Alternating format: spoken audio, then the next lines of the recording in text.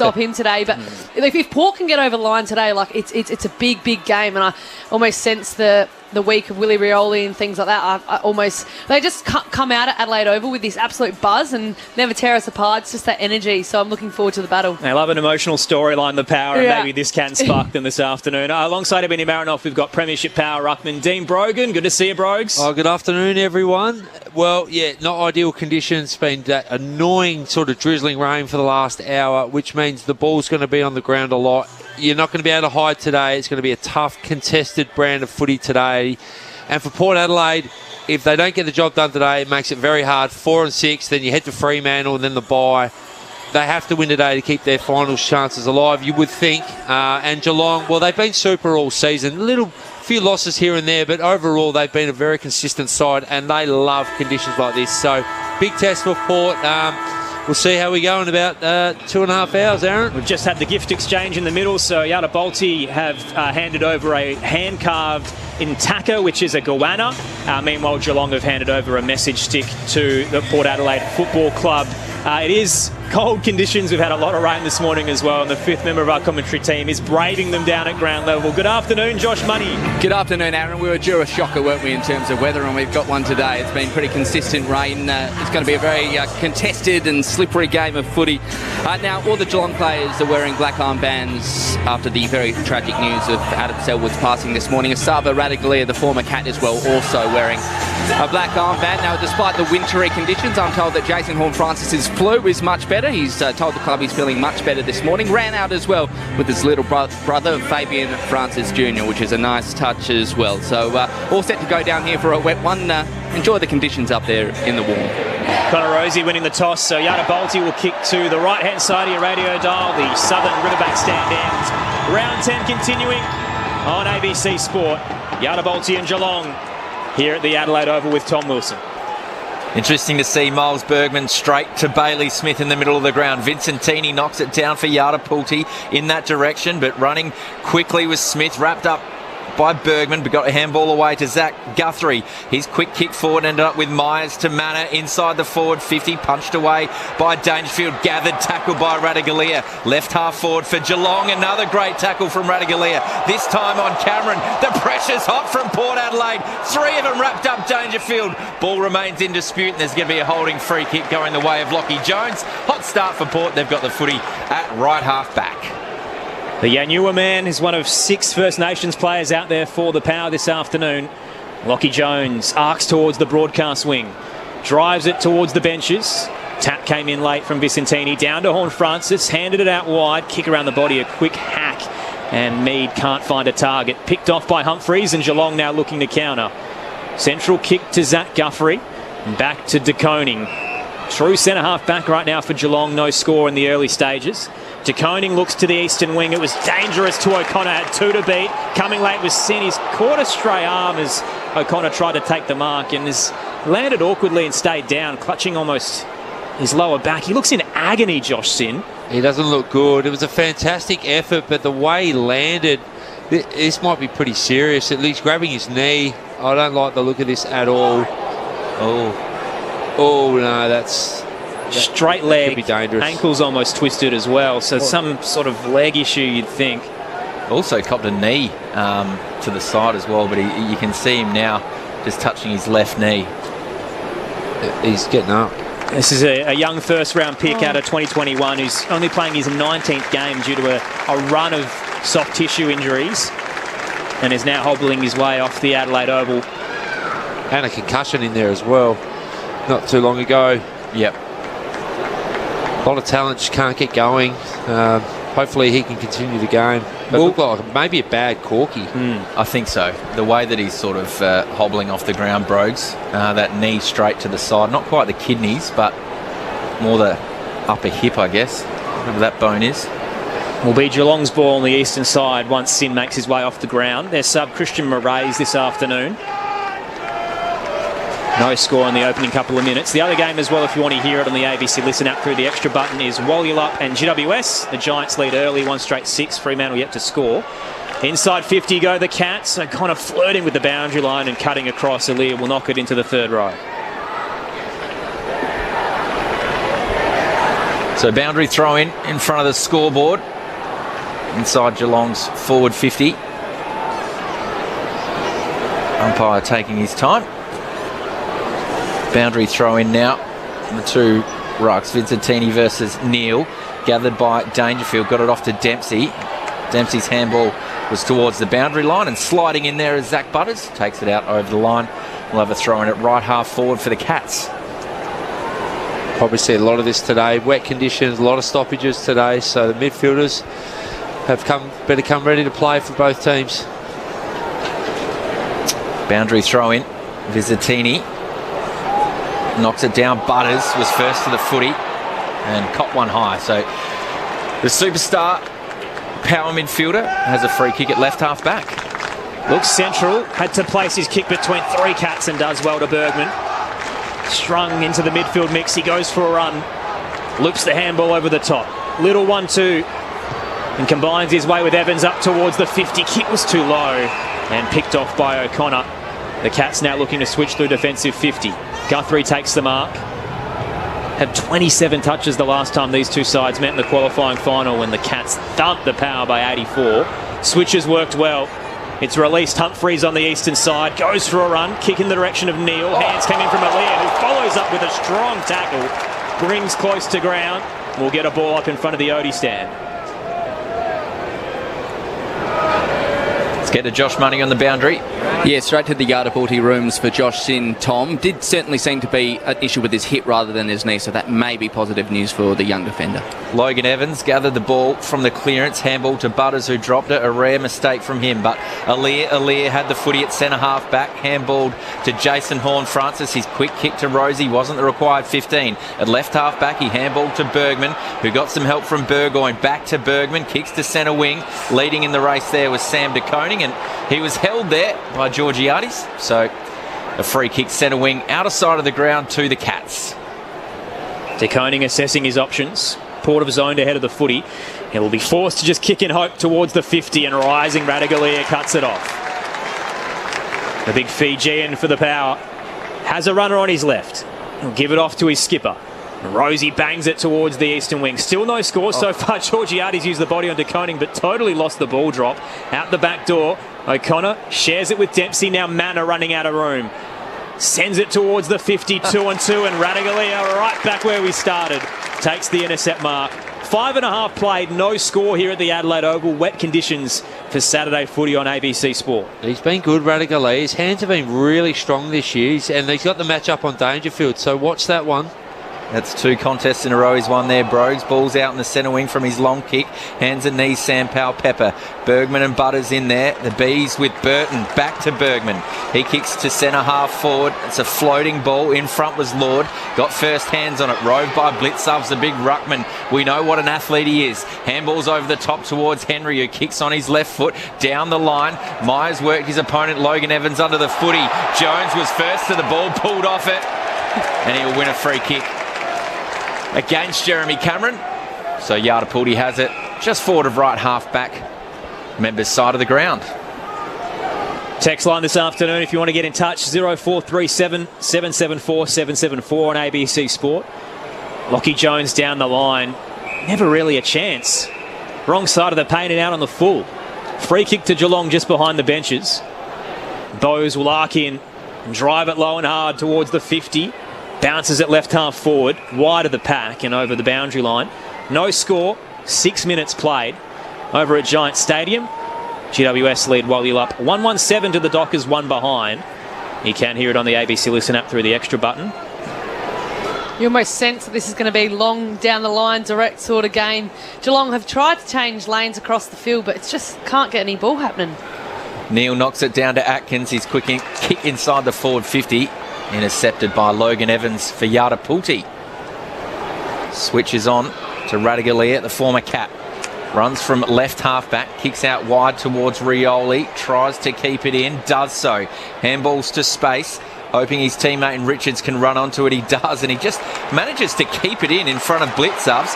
Kicks towards Darcy Byrne-Jones at left half forward, but reading it best was Bailey Smith for the Cats. It's a game between the arcs at the moment. Both teams just can't get the ball inside 50. And like you said, Ebony, the first quarter, because it's quite wet, you probably see a bit of this, but as it dries out, you might see some better ball movement as the game goes on. Bailey Smith, a pinpoint pass to Blitzarves in front of the Odie stand. He turned and sent it into the 50. 2-on-2 there and off hands over the boundary line. He's just worked from defensive 50 to the forward 50. Like, his work rate, Bailey Smith, is phenomenal. It's probably why he's had such a consistent season, just his ability to be fit. He's just so much fitter than all the other midfielders in the competition. Tossed in right forward pocket for the Cats. Neil taps it down, tracking it as Bailey Smith as he gets out of the arc. Little 1-2 with Cameron didn't come back to him clean, and he fumbles over the line. The hill is at times shoulder to shoulder in blockbusters, and this afternoon it is as patchy as ever due to the wet conditions. There's a lot of fans who've gone for cover rather than enjoyment this afternoon. Tossed into play, Yardabolti and Geelong. It's part of Sir Doug Nicholls' round. No score in the first 7 minutes. Vicentini down. There's a whistle for a hold, and it's going Yardabolti's way. So Miles Bergman has it in front of the Wanganeen stand. This matchup's fascinating already, isn't it? Bergman and Smith are running. Well, Bergman's gone to Smith. It's sort of like a tagging role, but it's a bit of you get the ball, Smith, and I'll get the ball at the moment. Bergman's had 5 and Smith's had 4, so it's a bit of interesting watch, that one. So Bergman's kick went down the line, ended up with Rioli. He went long inside the forward 50, and it was marked at right half back by Jack Henry. Switches on now to O'Connor. Further abroad to the left back pocket in Buse. So Buse is taking his time. Just the second inside 50 for Port Adelaide. Goes long. Flying was Evans, beat everyone. So Connor Rosie's at the back. He's got some company in close. Runs it out over the boundary line right in front of the Yardabolti bench, and we'll have a boundary throw in. No score here at Adelaide Oval in the first 9.5 minutes. Saturday footy for ABC Sport. Will give us a chance in a second to talk about the Indigenous Guernseys this afternoon. Had a short lead into this one. Tossed into play, Vicentini with the double tap down straight to Atkins. He's wrapped up by Horn Francis. So Yardabolti is designed by the great Gavin Wanganeen, who's a descendant of the Kakatha people. Now a master painter. Blitzarves wins it down. Falls towards Wines, quickly wrapped up. Ball shoots towards Atkins. Brought down by Bergman. Got a handball away to Holmes, and Smith is escorted over the line, still on the broadcast wing.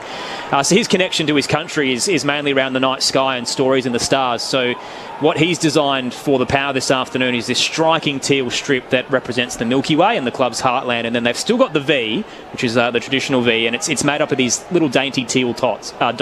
So really beautiful design by Gavin Wanganeen. Tossed in, Blitzarves wins it down, towed towards Geelong's 50 as it rumbles across the broadcast wing. Cameron out to meet it, gathers, handed it in the tackle to Manor. He's brought down by Rosie, gives it away. Burton put Wines under immense pressure, did well to shake the tackle and get it back to Radaglia. Oh. Burton fumbles, brushed off Manor, got a second bite, handed it out of dodge towards Wines. He's collapsed upon by a couple of Cats. Ball up at left half forward, no score, 11 minutes played. Saturday afternoon footy on ABC Sport. Another tactic I'm just watching. Manor's gone to Rosie, but what as a forward, Manor's coming into the stoppage, which is bringing Rosie up around the football to nullify his influence at half back. So another good coaching tactic by Scott. Let's see if that works for Geelong. The clearance from Drew into the centre square. Ball hit the deck. Bowes gathers. Handballs to Holmes. Back to O'Connor. Going across the ground, flying at that one is Burgoyne. Got a fist in there. Leading out the race, though, is Buse, and he steps inside his opponent, Logan Evans. That was classy. To Bowes now inside the forward 50, looking for a target. Flying was Cameron. Got a hand in there. Well rode by Atkins. To Bailey Smith on the left foot. Set sail for home. Pulled it away to the right. Minus score. The first of the afternoon. It took us almost 12 minutes. It is wet conditions out there. Dry now, though. Just came from a chaos pool, and that's probably it looks slippery. There's a bit of fumbling going on, so I'd be intrigued to see how actually wet it is down there, because it seems dry in the sky. Thoughts of the reigning W medalist Ebony Marinoff. Geelong by a point. 12 minutes into the opening term on ABC Sport. Playing on from the defensive goal square. Burton kicks it short to Wines and then gets the footy back. Racing out of 50. Looping handball to Drew. Gave it across to Richards. Tried to spin out of Bailey Smith. Brought down, holding the ball. Tackle did drop a little bit. Umpire was happy to give it to the Cats. Smith's sixth possession as he gives it across to Buse. Tight kick into the pocket, wrong side of the line. Out on the full free kick to Yardabolti. Downstairs, Josh Money. Yeah, Aaron, Josh Sin has emerged from the rooms. It's definitely a hip injury rather than a knee. He's done a few run-throughs, checking some change of direction, but still not quite right, and Christian Moraes, the sub, is warming up. So watch this space. So bringing it in from the out of bounds on the full is Yada Pulti, and they've switched to play to Logan Evans in the back left pocket.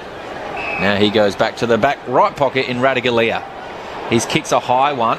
Didn't quite hit the middle of the footy, but it works to Pal Pepper, who was in front. Handballs to Burton. We know he can use it well by foot. Goes by hand to Bergman, to Mead. Richards has got some run centre wing. Look at Sam Pal Pepper. He's working hard. Goes inside the forward 50 to a one-on-one. Georgiades used the body well. Takes the mark 25 metres out. Slight angle away to the right. Oh, take a bow, Sam Pepper. That was an impressive mark just further up the ground, and just his work rate to stay within the contest and track that ball. I think they had about 3 to 4 handballs and execute that kick inside 50. That's impressive. And just open up the game. You put speed on the ball, on the handballs. It's so hard to defend. So clean from Port Adelaide. Georgiades, the club's leading goal kicker this year, lining up 25 metres out for the first goal of the afternoon. And you can hear the shrill of the crowd. Push that away to the right. That's a bad miss. But scores are level, 1 behind a piece. Josh Money on the boundary. Yeah, Tom, Josh Sin's just taken his place on the back bench, so it looks as though he's all but certain to be subbed out. Christian Moraes about to get changed. Cats exit to right half back. Myers takes the mark in front of the Rashudo stand. And kicking to the left-hand side of your radio dial. Scores level at a point apiece. Surging by on the run. O'Connor up towards right half forward. Neil flew. Aaliyah front position, dropped it down and then towed it out of there just to hit and hope that rolls towards the boundary line and deemed deliberate. Free kick to Geelong. True centre wing. O'Connor will bring it back into play. Steps across the man on the mark. Aaliyah comes through with a fist to make amends. Knocks it straight to Horn Francis. The Waterman man back towards Wines, then Mead. Hooks it around the body up to left half forward. Copping a little nudge is Lord, and it frees up Jack Henry to take the intercept mark on return for Geelong. Mitch Georgiades has missed, just to take you back a couple of plays. Like you just can't miss him from your big key forward. You've got to kick him, especially on wet days. Really disappointing start for Mitch Georgiades. You've got to nail those. Bergman's got a defensive side of centre wing, kicks it long, bit of kick to kick happening here. Jack Henry marks, gets it onto Myers, to Holmes. It's the same run of play that we saw before. This time Holmes goes back inside to centre half, back to O'Connor. He's asked to play him by the umpire. Short to Buse, out wide to Cameron. A play just went down behind the plate. Taking a while to get up, but Cameron's got the footy centre wing. Runs around on that left foot. That's a left foot, rather. That's a pie floater inside the forward 50. Roved by Atkins. Handballs it off to Ollie Henry. Atkins gets it back 35 metres out. He wants his right foot. Centres to close. It was touched. His quick kick around the body. Dangerous ball. Stepping inside, holding the ball. Holding the ball. Finlayson just need to be better there. Sorry to cut you off. He just dropped it. Like, you got to stand up and absorb that, especially in your back 30. And Geelong have just got to learn their terms the last 5, 6, 7 minutes. Just keep playing, keep things off, and adjusted to the conditions a lot better than what Port Adelaide have probably the last 5 or 6 minutes. And there with Finlayson's, like, he didn't attack the football. He kind of just waited for the bounce. And when you're in defensive 50, you kind of have to go at all costs. So a little bit lazy in terms of making sure that ball was won. So Bose lines up 25 metres out, if that, slightly to the left, and he makes no mistake. The Cats are on the board, the first of the day, and they make the power pay. 1-1-7. Port Adelaide just the one behind, 17 minutes gone first term.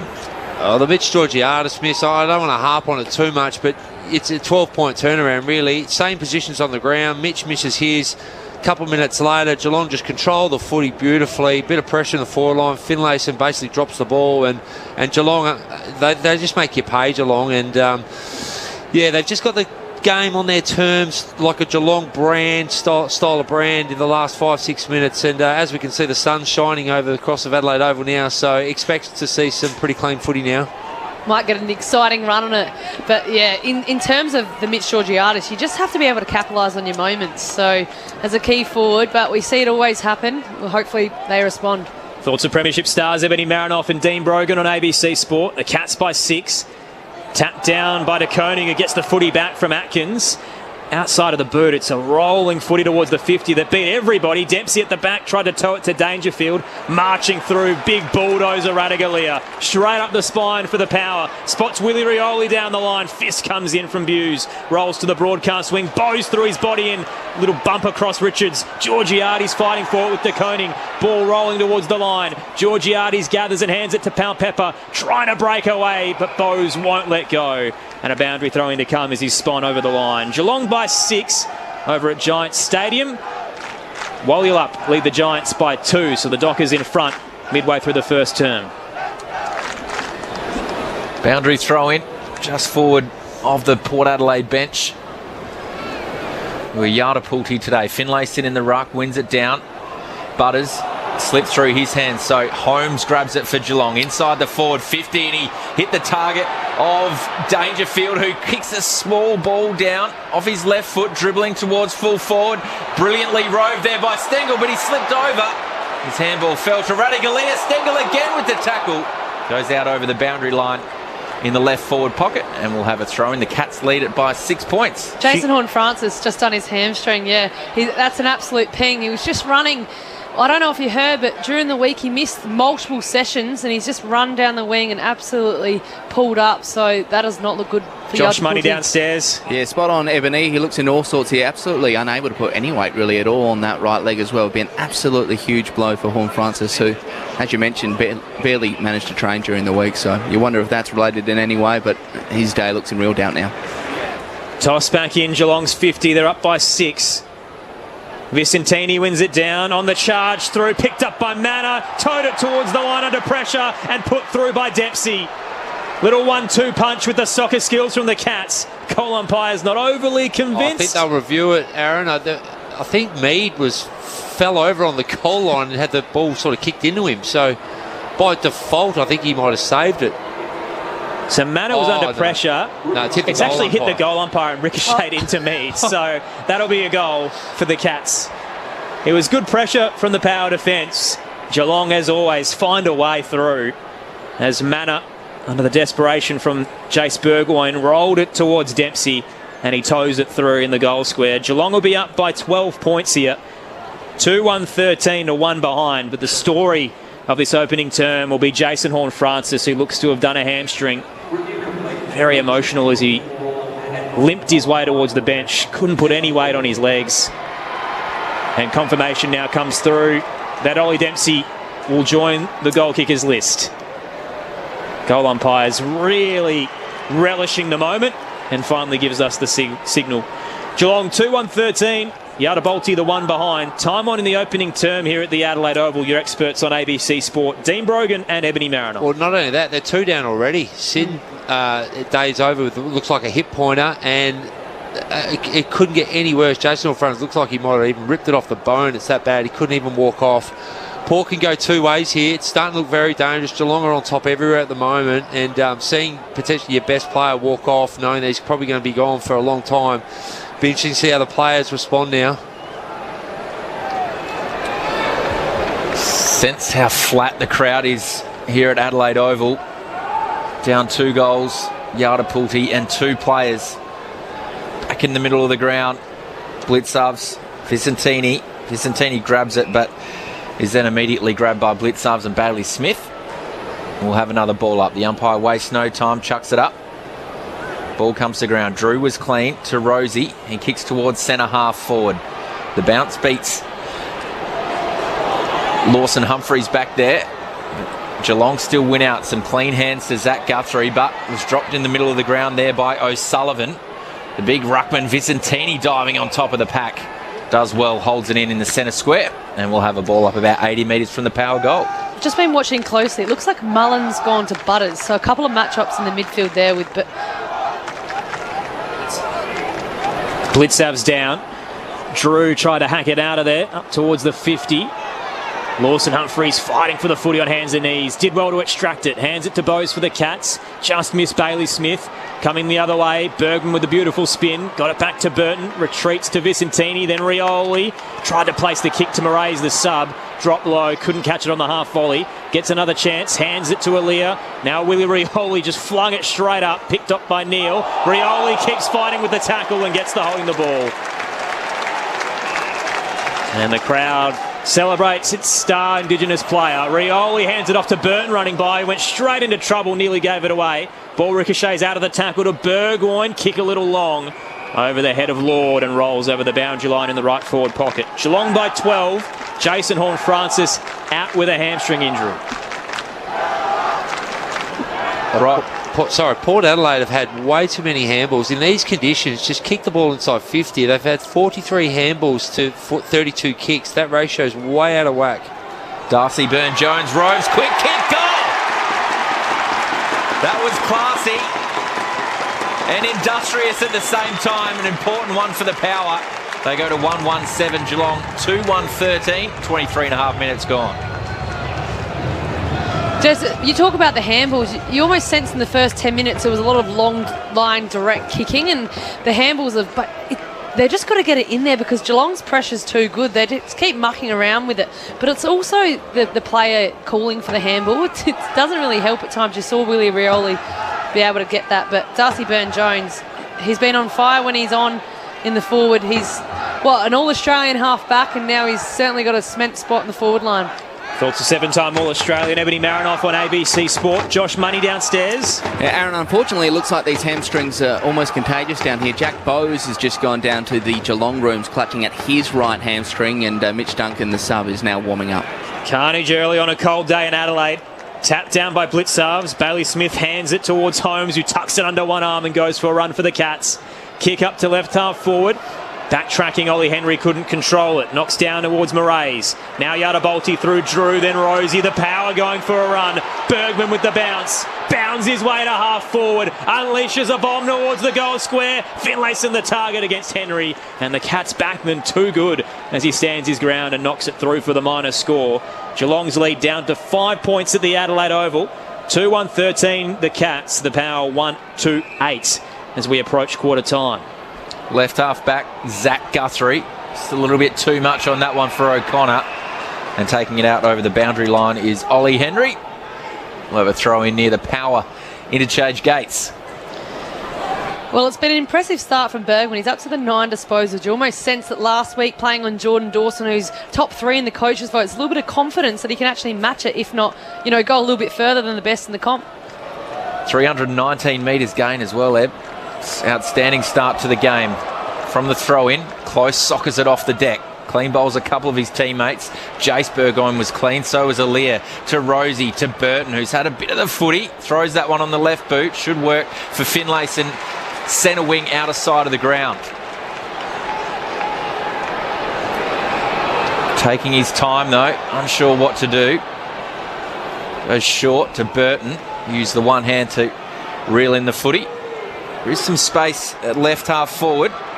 Mead to Finlayson. He goes deep into the pocket now, looking for Georgiades, but fisted out over the boundary line by O'Sullivan. And we'll have a throw in about 30 metres around from the Powers goal in the left forward pocket. Question on the text line from Mark about what he expects the crowd figure to be here. It's looking around 30,000. It's been a cold and wet morning in Adelaide and the crowd hasn't really responded to it. Tossed in, Vicentini down. Byrne-Jones may have been taken without it. Very late whistle, but the umpire marches in. Curtis Du Bois to hand the footy to Yadabolti. And the free kick to go the way of the defender come forward, Darcy Byrne-Jones. I didn't see what happened there, but Darcy Byrne-Jones looks very likely for it. Yeah, didn't have it.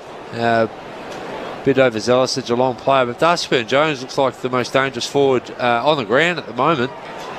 11 goals for the season, including his one only a couple of minutes ago. Crosses the paint of 50 on a long approach. Darcy Byrne-Jones, with the sun setting over his head, misses to the left-hand side. And Geelong's lead is down to 4 points. Josh Money downstairs. Yeah, the jacket unfortunately now is on for Jason Horne-Francis, so he looks officially done for the day. Huge blow. Went away to the States in the off-season to have some work done on some soft tissue injuries, but hasn't been able to avoid this one. Big story. Humphreys brings it out from fullback for Geelong. Sun is just shining on the outer side of the ground. Conditions improving. All in dispute though comes off hand. Port Adelaide players are asking whether that came off the boot. The umpires say no, so we'll have a throw in about 75 metres around from the power goal. Left half forward, outer side of Adelaide Oval, under the Foss Williams stand. In the ruck, Vicentini for Yardapulti, knocks it down towards Butters, who gets it to Rosie, goes the 1-2. His ball was too flat, intercepted by Ollie Henry, who took on the tackle of Mead, holding the ball. Burne-Jones gathers, plays on quickly, pumps it long inside the forward 50. Georgiades pushed his opponent under the ball, worked well, and this is going to be deliberate, surely. Humphreys just kicked it straight towards the boundary line. I haven't seen something as Jason as that in my time calling footy, I don't reckon. That was great forward pressure for Mitch Georgiades, just to stay in the contest there and apply that pressure to get, Lawson to, well, that's what you want from a big man. And he's done it on a couple of occasions. Sam Powell-Pepper runs around, snaps truly. Great kick from Sam Powell-Pepper. Finished off the work from Georgiades, and after a slow start, Port Adelaide's in front. 2-3-15, Geelong 2-1-13 late in this first quarter. Saturday footy for ABC Sport. Yeah, you're 100% right. I mean, to see your big tall forward, sort of get beaten in the contest a little bit, but didn't give up on it and applied the pressure and forced the error from the Geelong defender. But the modern player today, that's almost like an easy set shot, so to speak, in front. And like Sam Powell-Pepper and players of his calibre, they just kick those goals almost in their sleep now. Like, I would never even dreamt of trying to kick a goal from that position. But yeah, awesome response by Port Adelaide, because I was only saying 5 minutes ago Geelong looked like they were going to sort of start running away with it. But great response by Port Adelaide. Power up by 2. Josh Money downstairs. Yeah, Mitch Duncan, the Geelong veteran, is changed and ready to come into the game. Jack Bowe's the third player to be ruled out in this first quarter. Busy turn for Josh Money. Towed out of the middle by Vicentini, rolls to Jackson Mead on the eastern wing. His kick was a shank, but found Powell-Pepper, who turns and hacks it into the 50, jammed it towards Buse, couldn't take it, and then collars his opponent high out of desperation. Free kick to Mitch Georgiades, who raced out of the goal square to try and crumb the footy. He'll get a set shot, slight angle to the left, 35 out. Yeah, pretty lazy by the Geelong defender, just needed to get low. But yeah, Mitch Georgiades, he just straight lined that ball then and deserved every bit of that free kick. So the Power down 12 as we hit time on in this first term, and since then have kicked 2 goals, 2, and a chance for another late one here. Mitch Georgiades, top 10 goal kicker in the league, crosses the paint of 50, bangs it hard but wide to the right. And a minor score for Yardapulti. 2-4-16, Geelong 2-1-13. 30 minutes played in this opening term because we've had so many injuries. If you're just joining us, Jason Horne-Francis out of the game with a serious hamstring issue. From the kick in, Holmes got it at right half back, kicked long down the line towards Stengel, who in a foot race with Burgoyne knocked it out over the boundary line. Stengel wanted the free kick, nothing doing. So just under the Jack Oatey stand, about 70 metres from Geelong's goal, trailing by 3 points. Few missed opportunities for the Power after their slow start. Could be further ahead. Vicentini against Neal, knocks it towards close, goes again. Stengel gathers, faked a handball, kick towards right half forward. The ball hits the deck. Out the back is Mead, tackled by Dangerfield, wrapped up quickly. And we'll have a ball up 25 metres around from Geelong's goal, right in front of the scoreboard. Quarter time at Giants Stadium. Walyalup lead GWS by 6 points there. Tossed up, ruck tap goes as far as Mead, who's quickly wrapped up by Cameron, will go again. So the Dockers 3-4-22, the Giants 2-4-16. Tossed up, Cameron wins the ruck tap. Bailey Smith head over the footy. Can't extract it against Vicentini. Swooped out of there by Atkins. A looping handball over the top of the pack. At the other side was Myers. Quick kick only found Lockie Jones. He's under pressure. Atkins gets him holding the ball. Free kick Geelong in the scoreboard pocket. 50. And it would have been a very tight angle. And as Tom Wilson just called, instead it's going to be a gimme. Tom Atkins will be marched to the goal square. A 50-metre penalty against Yardapulti. I'm not sure what Lockie Jones was doing. He was actually looking to handball. He's in his back, like back 15, in his back defensive 15, and Atkins straight in front, launches it into the hill. And Geelong, with a late response, take back the lead. 3-1-19 to the Powers 2-4-16. 32 played in the opening term. Saturday footy on ABC Sport with Dean Brogan and Ebony Mariner. Yeah, I'll just finish what I was about to say. Was like when you're in your back 20 or back 30 and you deep in your back 50, 30, like I just said, you've got to exit the ball by foot. Just get it out of the danger zone. But this has been a bit of a theme with Port Adelaide this quarter. They've had 51 handballs. Compared to 45 kicks in these conditions, it's just not going to work, especially in your back 50. So, yeah, interesting. And Geelong's pressure's been superb. So if you're going to keep handballing, it just invites pressure. Lockie Jones, he's better than that. It's the way Finlayson gave away his goal as well, stepping in, trying to handball. It's just having more urgency in your defensive 50. Back in the middle of the ground. Time for one more for either team. Oh, clever from Wines, who went the spin. Handballed over the top to Vicentini. The submarines is onto the ground. Kicks towards Georgiani's just too hot, too much on it. Went over his head and Buse took the intercept mark. Plays on quickly to Humphreys, who's looking for Blitzarves. Right half back for Geelong. Gathers off the bounce. Kicks down the line. Burton read it best in front of Myers. Punched it out over the boundary line. Throw in true centre wing outer side of the ground, right below the Max Bashir stand late in this first term. 34 minutes gone. Geelong lead it by 3 points. The hill's starting to fill up as the sun creeps through the clouds at the northern end. Toss back into play, and that'll do us for the opening term at the Adelaide Oval. That was full-on carnage. Josh Sin with a hip injury. Jason Horne-Francis done for the day with a serious hamstring issue. Jack Bowes is out for the Cats as well with another hammy, and a couple of lead changes to cap it all off. Geelong lead by 3 points at the first change. 3-1-19 to the Powers 2-4-16. On the text line, Greg from Geelong says, please Santa, can the Cats get a ruckman for Christmas? 0437 774 774. Mark Blitzarves, their main man today. He's got 4 hit-outs to Dante Vicentini's 12. Earlier today, Collingwood defeated Goona, which are the Crows through Sir Doug Nicholls' Indigenous round. The Pies won by 10 points. Was built off the back of 3 red time goals late in the third term, and they held on to that lead through the final quarter. Nick Dacos with 28 touches there. And if you have just joined us across the day, the very sad news that has rocked the footy world, that former West Coast player Adam Selwood has passed away at the age of 41, just a few months after his brother Troy also left the footy world. The AFL statement on behalf of Fiona Selwood and the Selwood family reading, we are heartbroken by the passing of Adam earlier today. Words cannot express the grief and sadness that we feel. And if you or anyone else are struggling with mental health, you can call Lifeline on 13 11 14. That's 13 11 14. Plenty of footy still to come on ABC Sport. We'll give you the latest from Giant Stadium and a build-up to the second term between Yarravolti and Geelong. With the Cats up by 3, it's Saturday footy on ABC Sport. God-tier comedy is on ABC iView. Good God. Unbelievable. More checklists, optics, check. Breeders, check. Big boys, check. Double park, check. And so many more. Check. Always free, always hilarious on ABC iView.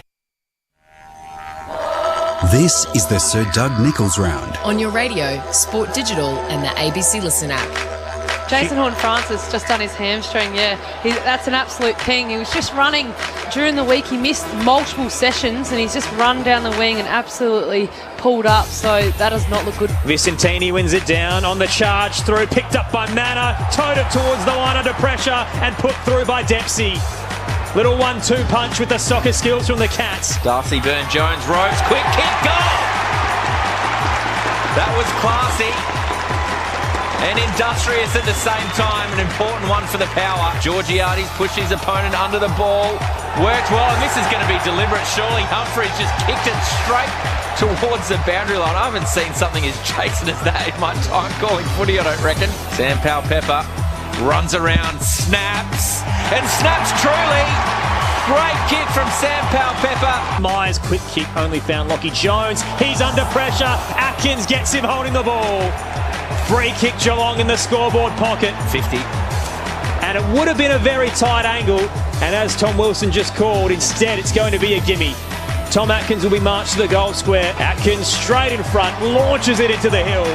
And Geelong with a late response. The 2025 Sir Doug Nicholls Round. On your radio ABC Sport Digital. and on the ABC Listen app. The fallout from a wet morning in Adelaide has seen a low-scoring affair as we continue Sir Doug Nicholls' Indigenous round at the Adelaide Oval. Geelong lead Yarrabolti the Power by 3 points at the first change, 3-1-19 to 2-4-16. All individual goal scorers, Atkins, Dempsey, Bowes, Powell-Pepper and Byrne-Jones. But the story of the first term were the injuries that mounted up. So Jason Horne-Francis, done for the day with a serious hamstring injury, could barely walk off the ground and looked very emotional as he crossed the bench line. Also out alongside him is Josh Sin, who clutched his hip after a contest on the eastern wing, and Jack Bowes for the Cats with a hamstring injury as well. So 3 players out of the game. Both subs have been activated with Moraes and Duncan in, but Geelong do lead at the first change. Over at Giant Stadium, second term underway, and you can hear it on the ABC Listen app through the extra button. While you're up, the Dockers currently lead the Giants by 6 points, 3-4-22 to 2-4-16. Aaron Bryans and Tom Wilson calling the action to break down the opening term. A pair of premiership experts, Dean Brogan and Ebony Marinoff. Well, lots to like about both teams. Look, if Port Adelaide just kicked a little bit straighter, they'd be potentially 2 goals in front. Both teams had some really good opportunities. Obviously some wet, greasy conditions to start the quarter off, but as the quarter got going, it dried out a little bit. I don't think there's any more rain. On the weather radar, it looks pretty dry from here on. So I just like the way Geelong, when they had possession, they just looked a little bit better with the football, whereas Port Adelaide were really handball happy, and it cost them 2 goals, didn't it, Ebony, in their back 50. Jeremy Finlay's got caught holding the ball, and I can't think who else. Lockie Jones, sorry, apologies. Lockie Jones got caught holding the ball. There wasn't enough urgency. If they can just start using the ball by foot a bit better, they might be able to get through Geelong a little bit more and have some more inside 50s and better shots on goal. But both teams, I thought, had a crack and pretty even first quarter, Ebony. Yeah, absolutely. You spoke about the first 10 minutes. It was a little bit boring, both playing long line, direct football. But you could almost sense when the sunshine came out, it was a little bit more method to it. But yeah, you'd have to be happy if you're Port Adelaide. I mean, they missed their opportunities and executed quite poorly in front of goal. But you talk about Geelong, their method and their calmness when they have ball in hand, you can tell.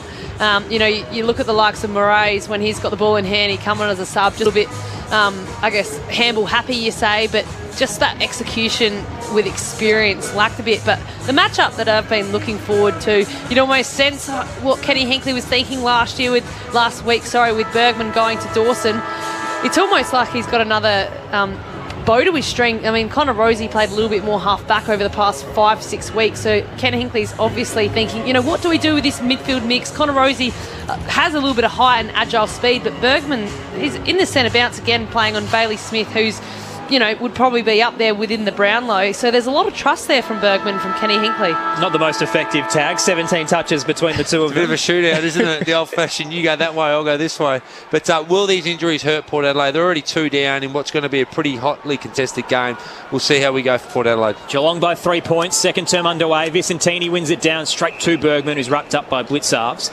Just seen a replay as well of the Horne-Francis injury, so chasing Max Holmes, and it's a very high hamstring. Clutched at it straight away, pulling up short. Tossed up, Vicentini down. Quick exit for Yarrabolti.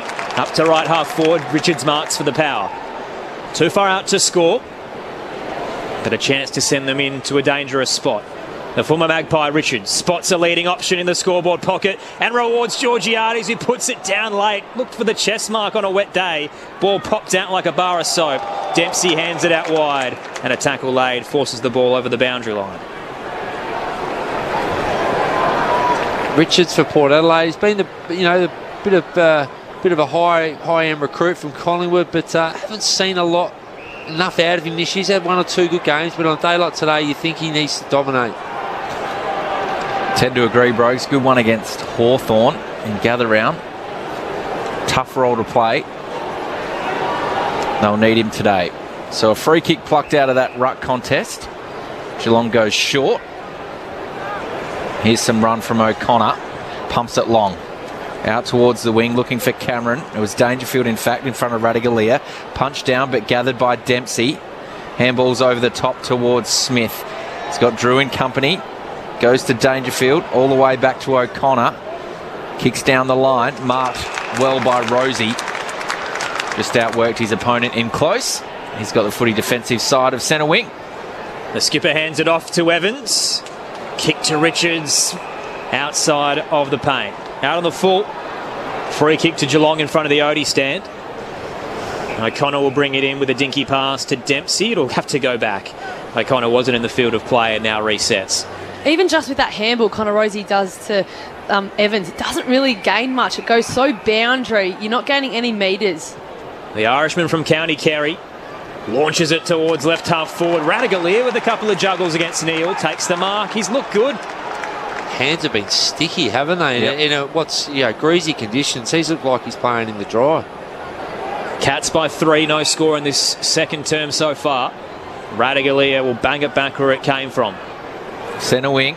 Flying was Bergman, was nursed under it, fell out the back to Burn-Jones, who just fisted it forward. Coming out hard was Finlayson. Handball to Georgiades, goes the short kick, looking for either Moraes, or was Lord in fact, or Sam Powell-Pepper in the forward pocket, but it goes out over the boundary line.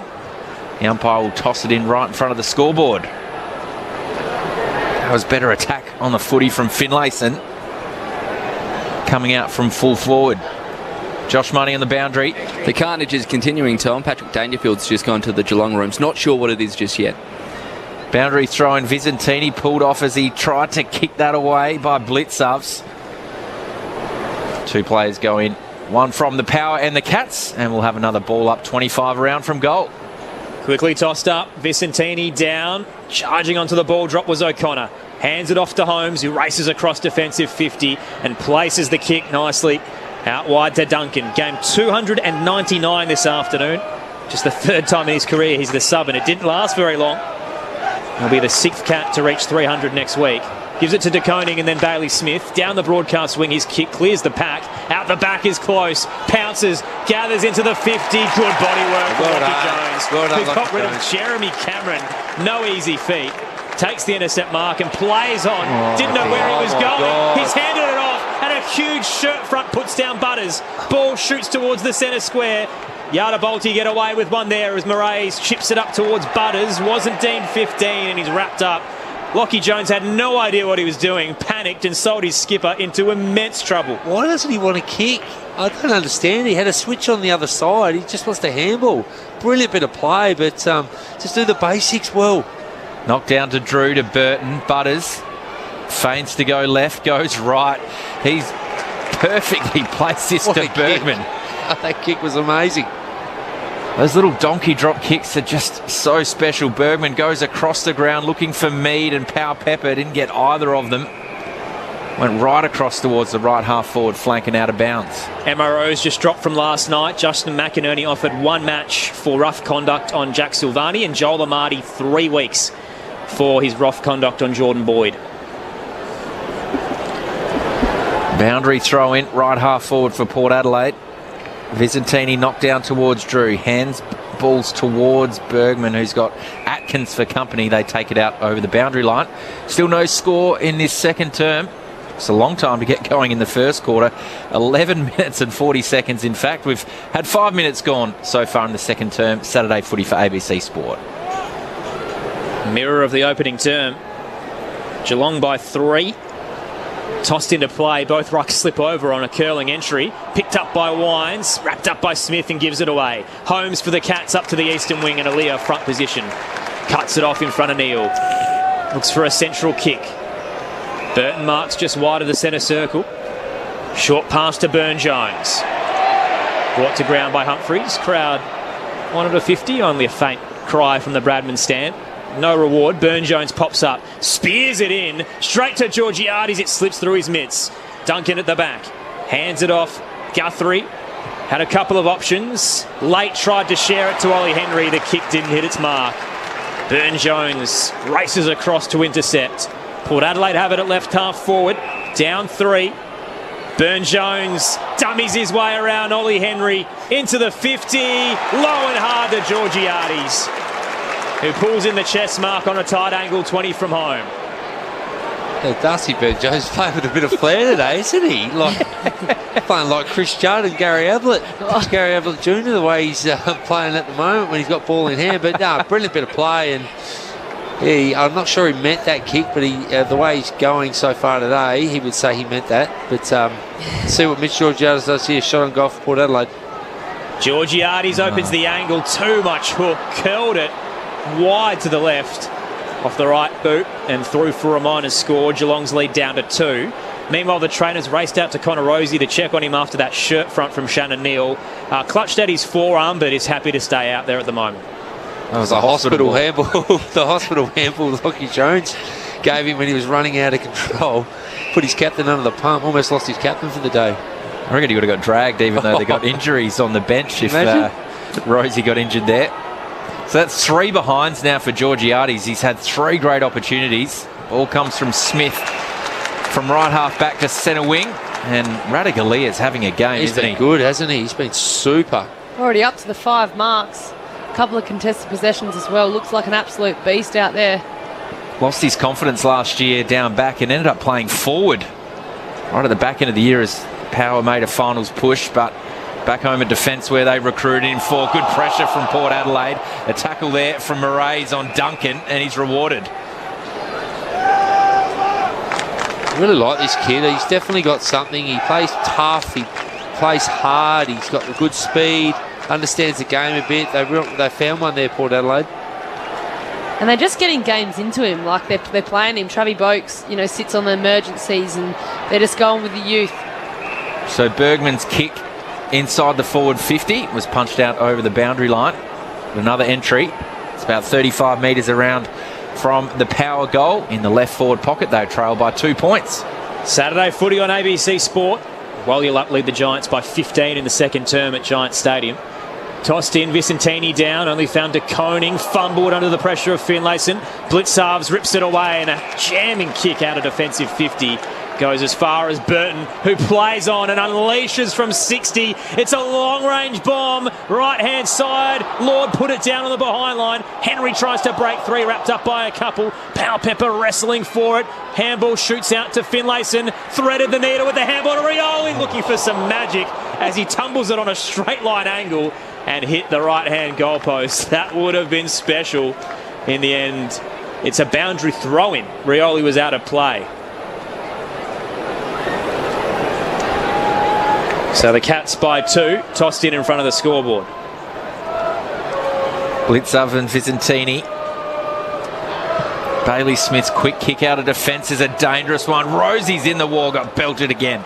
But he got it back inside the forward 50. Meads working hard, trying to keep it in there with Richards. It's socket off the deck by a Cats player. But Burgoyne gathers. Quick kick on the left boot. Georgiades leading out from full forward. Rioli just overstepped it through the legs of another Power player. Georgiades and Mead go again. Handball to Wines, who steps inside. He's got some teammates in front of him. He couldn't get the boot on it because Rosie was in the way. Rosie's now tackled from behind by Neal. Ball in dispute. Left half back. Clean hands there from Myers. Gets it to Neal. Run down by Rosie. Away in time. Short kick from O'Connor to close. 80 metres from goal. Waiting for his teammates to get free up forward. Henry, Ollie, was ragdolled by Aaliyah. And he's going to win the free kick 35 metres out and a slight angle away to the right. Power fans not happy. Yeah, I think that's a genuine contest. They were both holding each other, and Henry just went to ground, and that's what made the umpire made the decision. But I think that's a fair contest by Aaliyah, and I think he's hard done by. Ball was in dispute for a long time at centre half back for Port Adelaide, but Geelong were able to rush it forward. Henry wins the free kick. Set sail for home, and you can hear the cheers, the Bronx cheers from the Yada Bolte fans. That's a minor score. Geelong 3-2-20, the Power 2-5-17, 10 minutes gone second term. Let's go to Josh Money on the boundary. You might be able to see it on the big screen. Patrick Dangerfield having his right hamstring strapped and the jacket is on, so both teams now down to 3 on the bench.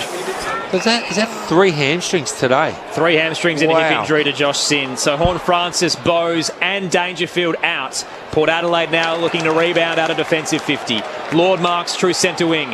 Hands it off to Butters. Sweeping handball across the centre circle. Just didn't work for Evans. Neal closes and knocks it away. Myers back to the big man. Neal for Geelong inside 50. Wrestling. Jumper tugs between Cameron and Lockie Jones.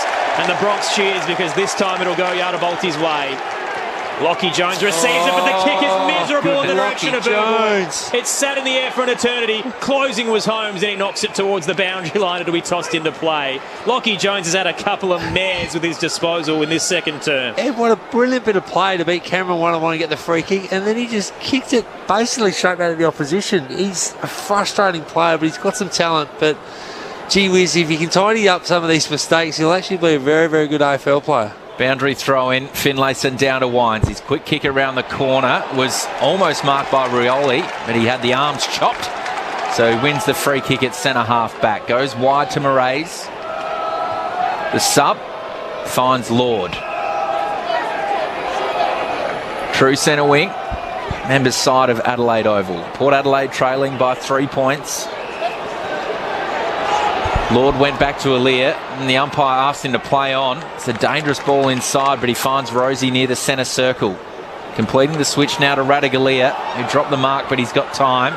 He also thought about stepping inside. Evans goes inside to Wines, unloads from 75 metres out, looking for Georgiades. Big pack of players fly. There's one cat back there, Duncan, and he stepped through 2 power plays. Handballs to Humphreys and kicks it clear to Holmes. Well, they're out here. Can go for a run. The Shepherd was on. They don't use it as Manor arches forward. They give it off towards Mullen. Kick inside 50. Just too long for Henry. And the walls close in with a Port trifecta. Lockie Jones cuts it off. Straight up the spine. His kick was a little hot for Drew. He got there, though. The Adelaide keep moving the footy. They're down 3 points. We haven't had a goal in this second term. It's been scrappy footy. Straight up the corridor go the power. The kick from Drew to Richards. He hands it off to Butters. Waits for the former Magpie to receive it again. Richards to Finlayson. The order man from 50 pulls the trigger. Never a chance. As it wobbles its way through for a minor score on the left-hand side. Geelong's lead down to 2 points. 3-2-20 the Cats. The power 2-6-18. At Giant Stadium, the Dockers lead GWS by 9 in the second term. I'm sorry, but when Zach Butters has the footy in hand, I want to see him kick the ball, not handball back to Richards. He is one of the best kicks in the competition. Kick the ball, Zach Butters, please. Butters has just won a free kick here at centre wing. 2 Geelong players clashed. Taking their time to get up is Mullen and the superstar and Cameron. In the meantime, the centering ball was to Mead, but Wines was waiting for it, and his opponent Jack Henry was running at it, and he takes the intercept mark. Centre half back. He looks in trouble, Cameron. This could be disastrous. Right leg as well. He's clutching almost at his calf. Looks like the umpire's just waiting here. May have been some learnings from a game last week. Oh, isn't that the story of the week? That was horrible footage from Western Australia. The umpires have a lot to do, but you sense when someone's in serious discomfort, play needs to be stopped. So Geelong going to resume play. They're up by 2 points in the second term. Cameron staying out there. The ball's coming in his direction. Myers has it at the defensive edge and gives it to the Coleman medalist, who dives to his left to take the mark. Jeremy Cameron, the 4-time All-Australian, has it. Right half back for the Cats. They lead by 2. Saturday footy on ABC Sport. Cameron's kick is dangerous to Humphreys as he looked to retreat to the defensive 50. Powell-Pepper got a fist in. Back to the star forward, and Cameron now switches across half back. O'Connor on a march.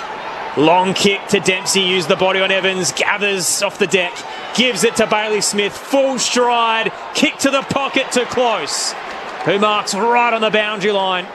10 out. This will test him. Bailey Smith's unbelievable to watch, isn't he, Ebony? Like his running power from contest to contest is just sublime. Yeah, his running capacity, like he just doesn't ever look like buggered out on the field. I wish I could glide like that, I'll tell you that much. The former Bays star, Brad Close, back home, opens the angle and misses to the left-hand side with a low snap. Geelong back up by 3 and still no goals in this second term with 8 minutes to go. Great to have you with us for Saturday afternoon footy on ABC Sport. Aaron Bryans, Tom Wilson, and Premiership players Dean Brogan and Ebony Marinoff. Rosie out of defence, kicks long, but read best by O'Connor, who's having quite the game. Cat's big man kicks back towards full forward. Flying was Aaliyah, roved by Butters. He rode the tackle, got the handball away just in time. Manor gathered, handballed into space. Dempsey wants his right foot, gets it, but kicks it straight out of bounds on the full. He was trying to go backwards to go forwards. Must have been touched or already out of bounds when he kicked it, so a fortunate thing for the Cats forward. So we'll have a throw in left forward pocket for the Cats, who lead by 3 points. It took 16 minutes and 50 seconds for a goal in the first quarter. We still haven't had one in this quarter. Same amount of time into it. Tight game at least. Tossed in. Vicentini tries to take it out of the ruck. Dropped it. Picked up by Manor. The mature age at a Stengel. Dances and dodges. Gets the belly of the ball as he centres the kick for the Cats. 15 out. It clears Henry. Out the back. Buse fumbled. Picked up by Moraes. Sold Palpepper into trouble. Humphreys with the tackle and the ball rolls over the boundary line. Right forward pocket. Geelong's 50. Up 3. If you're just joining us, injuries everywhere. Horn Francis, Patrick Dangerfield, Jack Bowes, all out with hamstrings. Josh Sin with a hip injury. So 2 down either side. Tossed in, Vicentini fumbles, taking it out of the ruck. Gets another crack. Rushes the exit. Rioli flies against 2. Rips the footy away. Handball was unclean to Wines. He made it work. Taps it back to the Tiwi Islander. Rioli with the check side across the centre circle. Tumbles in the direction of Richards. O'Connor first to it. Richards on the hunt. Gets him. Tackle, holding the ball. Great tackle. Yadabolti free kick. This is what we want to see from Richards. This is why they got him to Port Adelaide, to do exactly that, is chase and tackle and pressure. Brilliant by a small forward.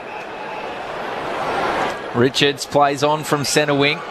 Evans marks, and Vicentini's all on his own at centre half forward. He looks for another player all on his own, and it's Moraes. So from centre half forward to left half forward, further on to left forward pocket to Sam Palpepper, who marks 35 metres out. These are the kicks he likes, Brogues. He does these in his sleep. He likes them that much. He will not miss this. He kicked a goal from the diagonally opposite pocket in the first quarter. Great play by Port Adelaide, wasn't it? A couple of youngsters moving the footy around. Bit of stat padding on the marks inside 50 though. Palpepper runs around, snaps, and it's bending. Not enough to stay through, so he's kicked the goal.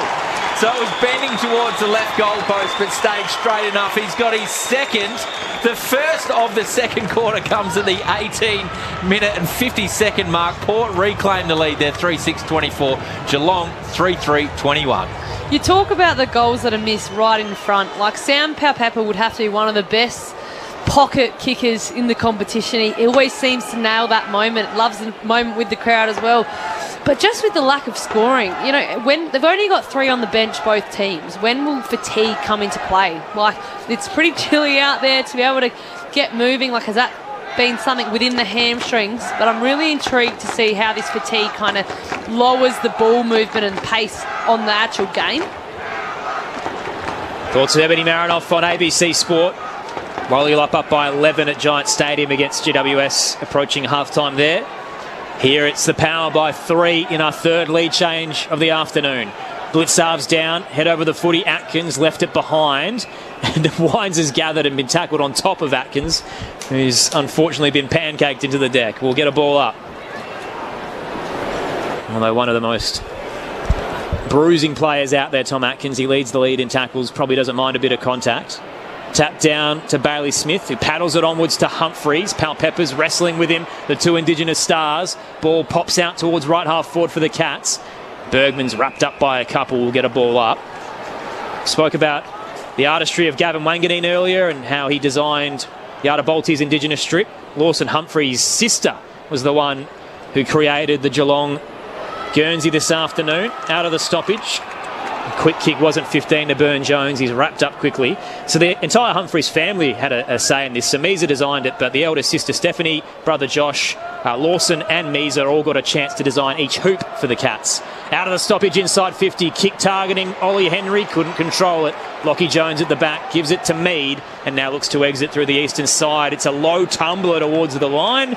Umpire will give him the benefit of the doubt in front of the Bashir stand. Get a boundary throw in.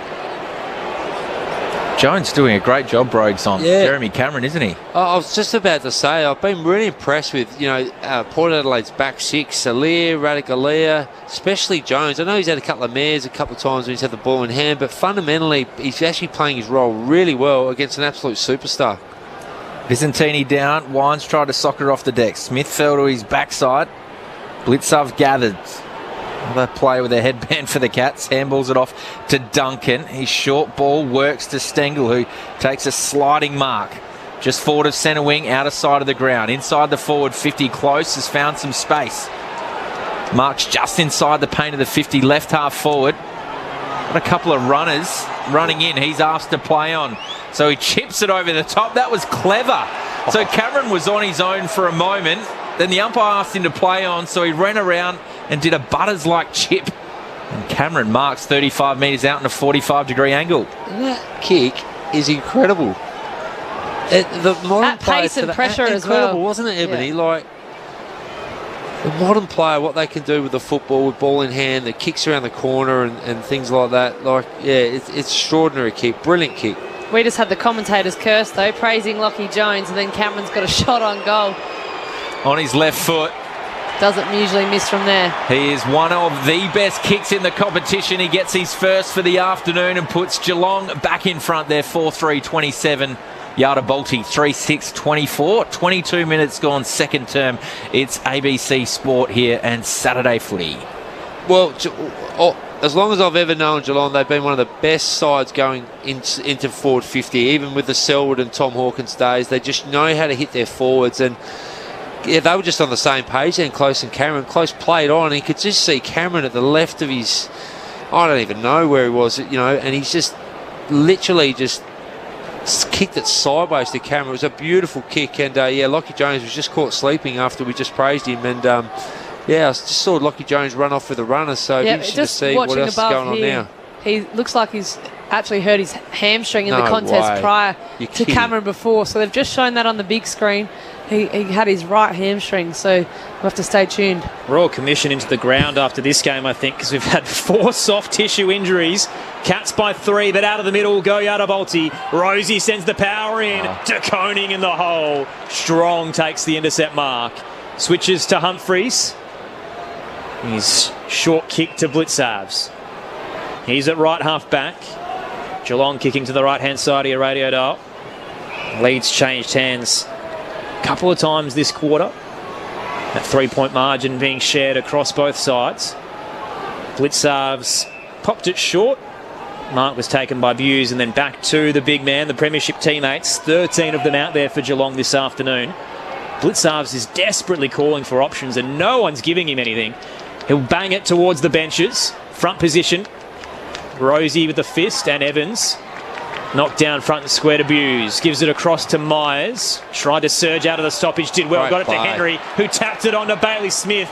He's got plenty of speed. Long ball from outside 50. Gathered on the bounce in the goal square by Cameron. Darting and weaving away from Radaglia. Screws it to Stengel. He fumbles. Now under pressure from Burgoyne. Stengel bowled over by Rosie. Port Adelaide win out.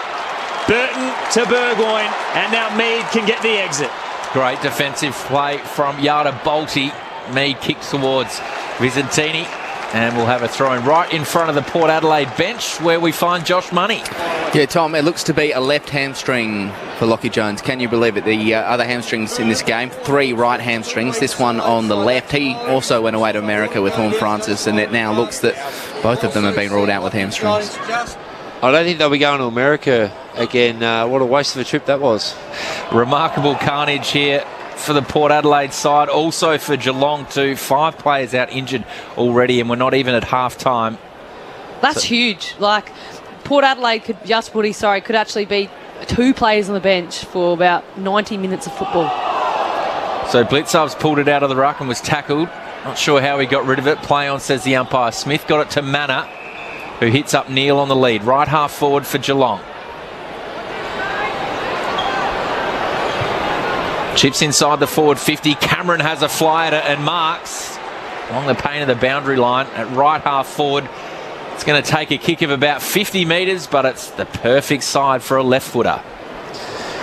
Yeah, you're right, Ebony. You would think as the game just keeps progressing on, Geelong aren't much better. They've only got one more player than Port, but you'll get to half time and the troops will be all looking at each other going, well, we've got to dig in and we're not coming off, which is a player's dream. No one wants to come off.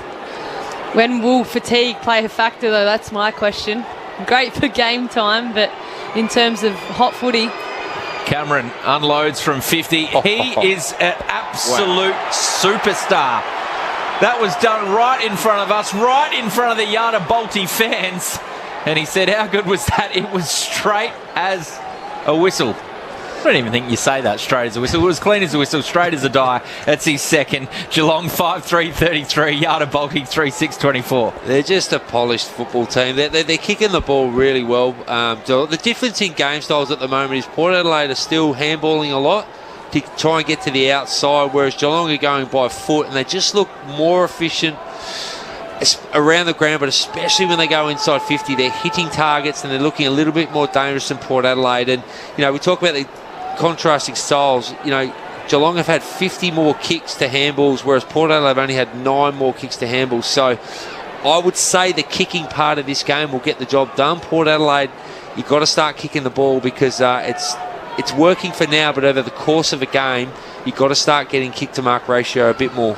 Geelong by 9, Saturday footy on ABC Sport. Blitzars rises, tapped it down, falling into the footy. Bailey Smith's handball along the deck to Drew for the power. Tried to get it to Willie Rioli in the centre bounce.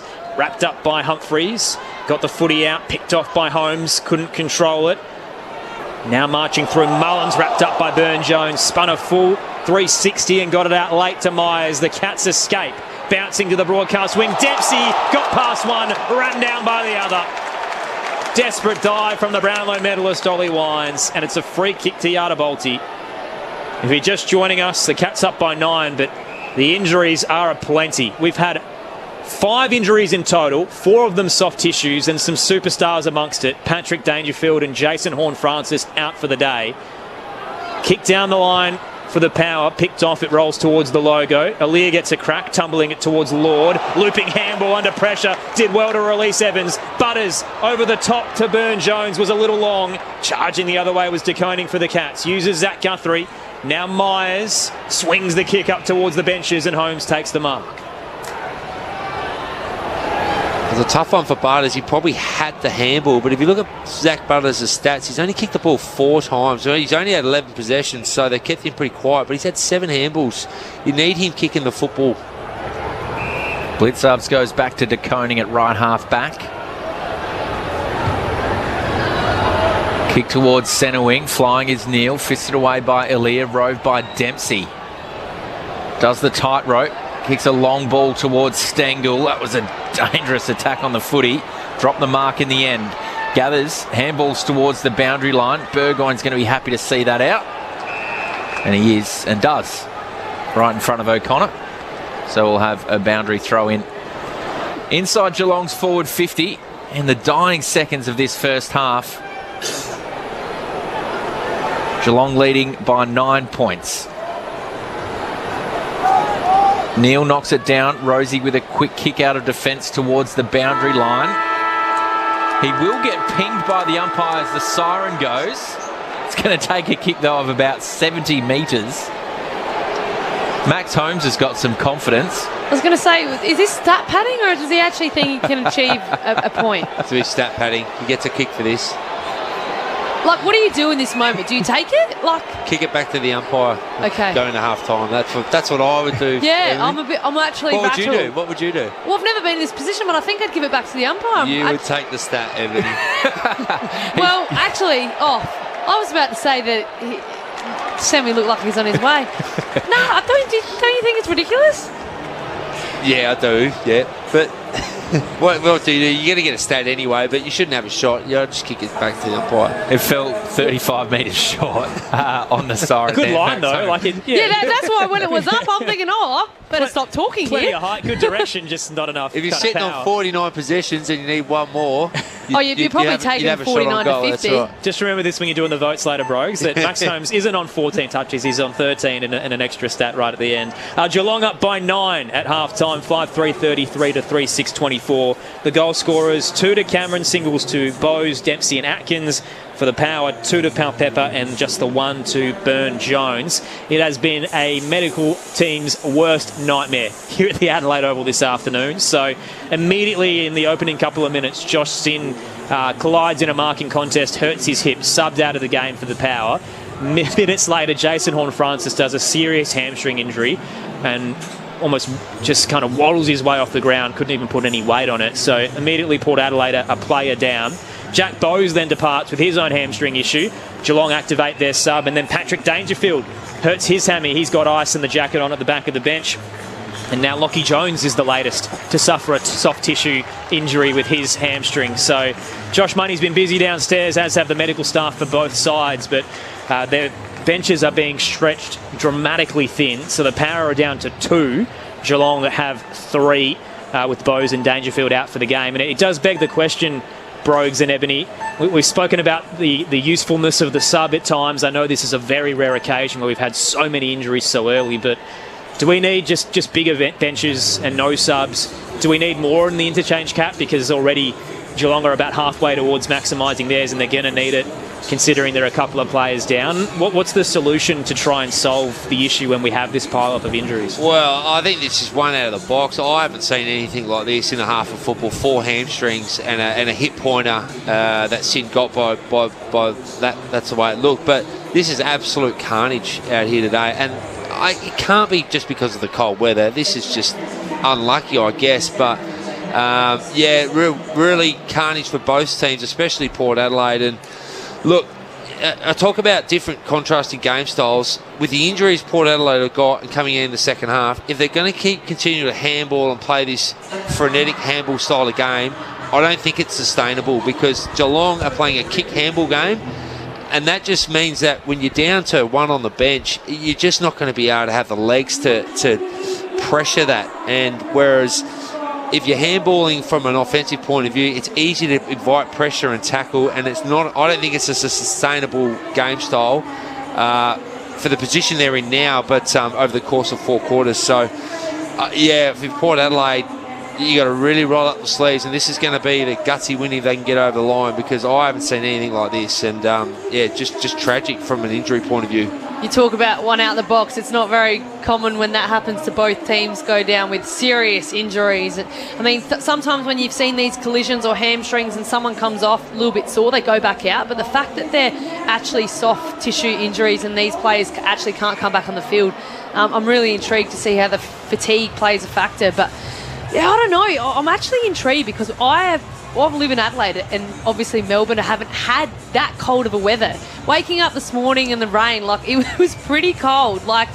You don't know, and science and all that, it all plays a factor. But I'll be really intrigued to see how significant these hamstrings are.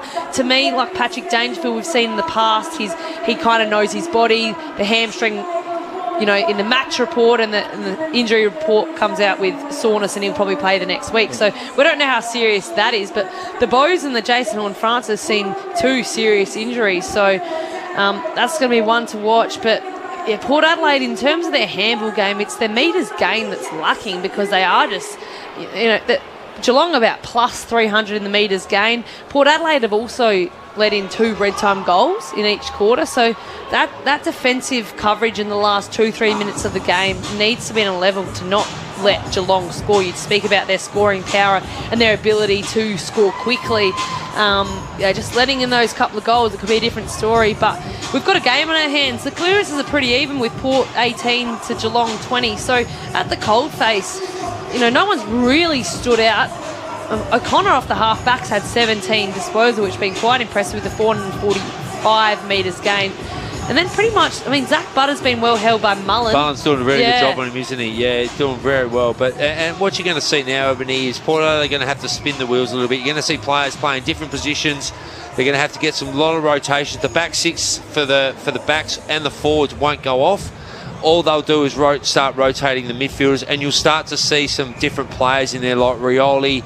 We know Bergman's in there doing a job on Smith, but you could see a Mead go in there a lot more. So they're going to spin the wheels through the midfield, because that's where the game is won and lost, and you need to keep your rotations going. But your back 6 and your forwards, they won't rotate for the rest of the game. So it's going to be an interesting one. But look, if you're ever going to pull out one out of the box, today's the day, because they're in the game.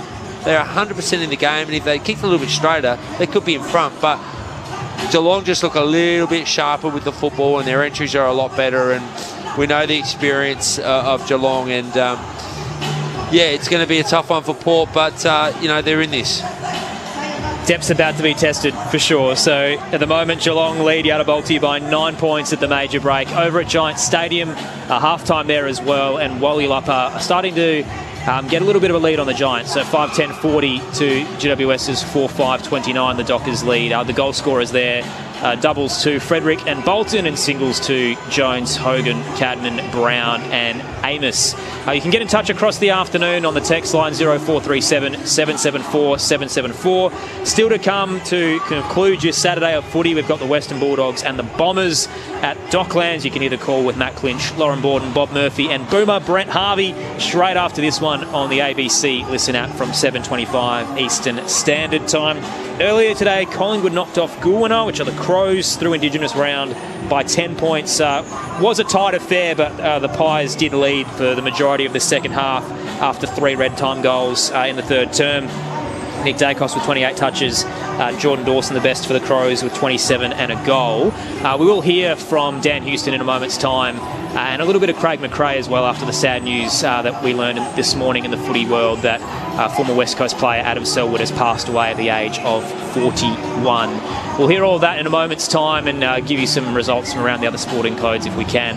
On ABC Radio, Sport Digital and the ABC Listen app, it's time to get the latest from the ABC Newsroom.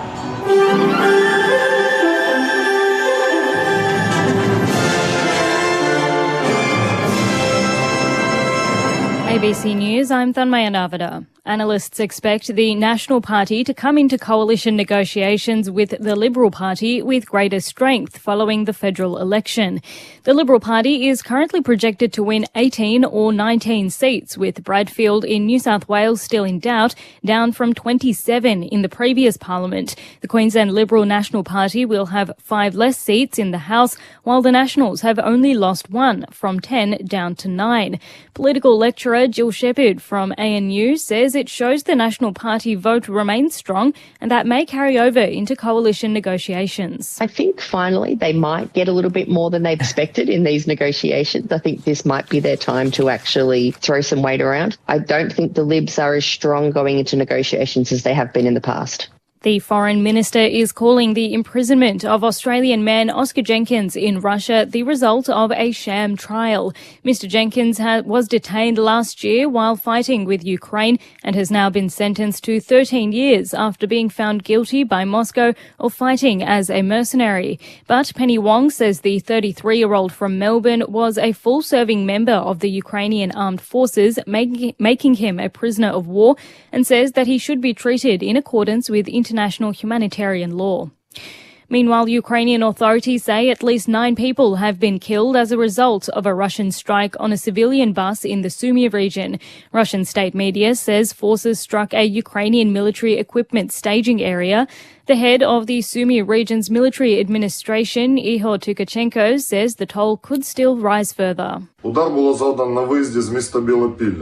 The attack occurred as the bus was leaving the city of Bilopilya. As a result of this inhumane strike, there are fatalities and injuries. The exact number of casualties is being clarified. Israel says it's launched renewed strikes in Gaza to dismantle Hamas, free the remaining hostages and take control of areas within the territory. Here's the BBC's Wira Davis. With no sign of progress in ceasefire talks, Israel stepping up its military operations, and hundreds of people have been killed in recent days. But one senior UN official said the attacks, combined with Israel's aid blockade, amounted to a campaign of ethnic cleansing. In recent weeks, there's been growing and glaring evidence of a dire humanitarian crisis in Gaza. According to the United Nations and several aid agencies, there's a real risk of famine as a direct result of the blockade. Dozens of protesters have been demanding the return of an American resident deported despite a court-issued protection order in the US state of Maryland. Kilmer Abrego Garcia remains in custody in El Salvador more than 2 months after his removal. A district judge has convened a hearing to review the administration's compliance with her order, saying the lack of detail provided by the government is making the case an exercise in utter frustration. Alma Frimpong from the immigrants' rights advocacy group CASA says the case is part of broader concerns about racial justice and immigration policy. What is happening to Kilmer is all part of Trump and the administration's bigger strategy to erase black and brown people from this country and inch us closer and closer to white supremacy. Back home, 2 people have died after an accident on the New South Wales far south coast.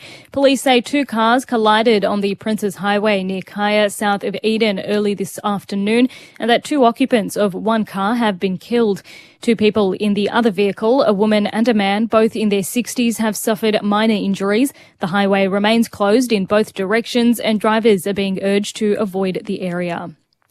Agriculture Victoria has found another detection of a destructive tomato virus at Northern Victorian producer Katanga Fresh. Charmaine Manuel has more. The tomato grower was put into quarantine in January this year and cut more than 100 jobs when the tomato brown rugose fruit virus was detected on site. The virus can destroy crop yields by 70% but poses no health risks to humans. Biosecurity measures are in place and stringent testing led to the latest detection. Agriculture Victoria says it's unlikely the virus originated from the site as the seedlings had only been on the property for a few days.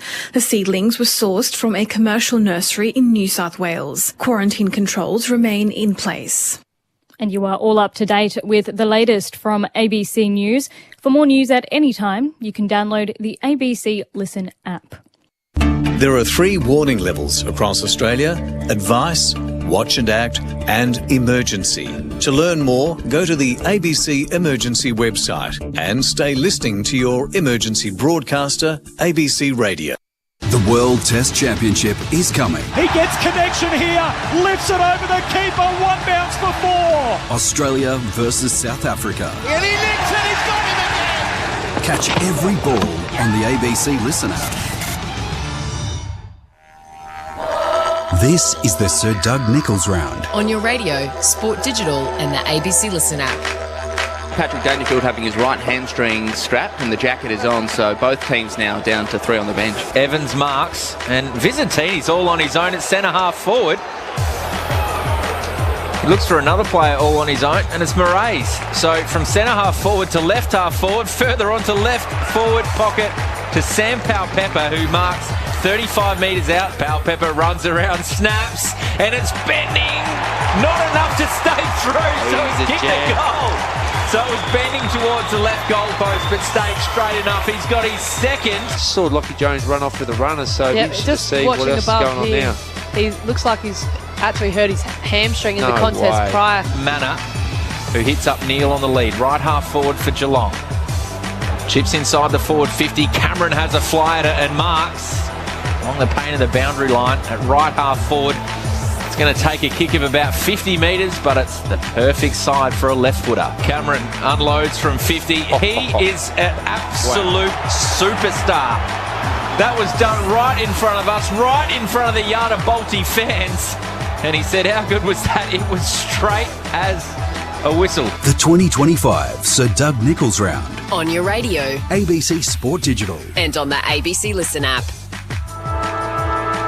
It's all happening at the Adelaide Oval. Geelong by 9 over Yada Balti, the Power at the major break. But there have been injuries aplenty. 4 soft tissue hamstring injuries, 5 injuries in total. Josh Sin out with a hip flexor, and everyone else all out for the game with those soft tissues. Jason Horne-Francis, Patrick Dangerfield, Jack Bowes and Lockie Jones. So a couple of superstars, and it's put the Power down to a 2-man bench. The Cats have 3 up their sleeve with both subs activated. Great to have your company for Saturday footy on ABC Sport. Aaron Bryan's calling the action, alongside Tom Wilson, Dean Brogan, Ebony Marinoff and Josh Money downstairs. The other game today is happening at Giants Stadium. You can hear it on the ABC Listen app through the extra button. Wallulup lead the Giants by 11 points, 5-10-40 to 4-5-29. Earlier today, Collingwood defeated the Crows by 10 points at the MCG in an absolute thriller. Had 8 lead changes, and afterwards Dan Houston caught up with Ray Chamberlain. And I'm here with Dan Houston. Dan, thanks for sparing some time for us today. 8-2, sees you sitting atop of the ladder heading into the winter months, mate. Internally, what's been the focus of the group? Yeah, well, it's a good start. I think the DNA of the Pies footy is our pressure and taking the ball forward, giving our forwards good looks, and then just turning up at the contest, so outnumbering and stuff like that. And I think probably since the first game we've done that to a really high level, and we're getting rewards. And it's also when you're at the top, you sort of get hunted a little bit. So we're still trying to improve that and make sure we're keeping up with the game and all the other teams that are doing that as well.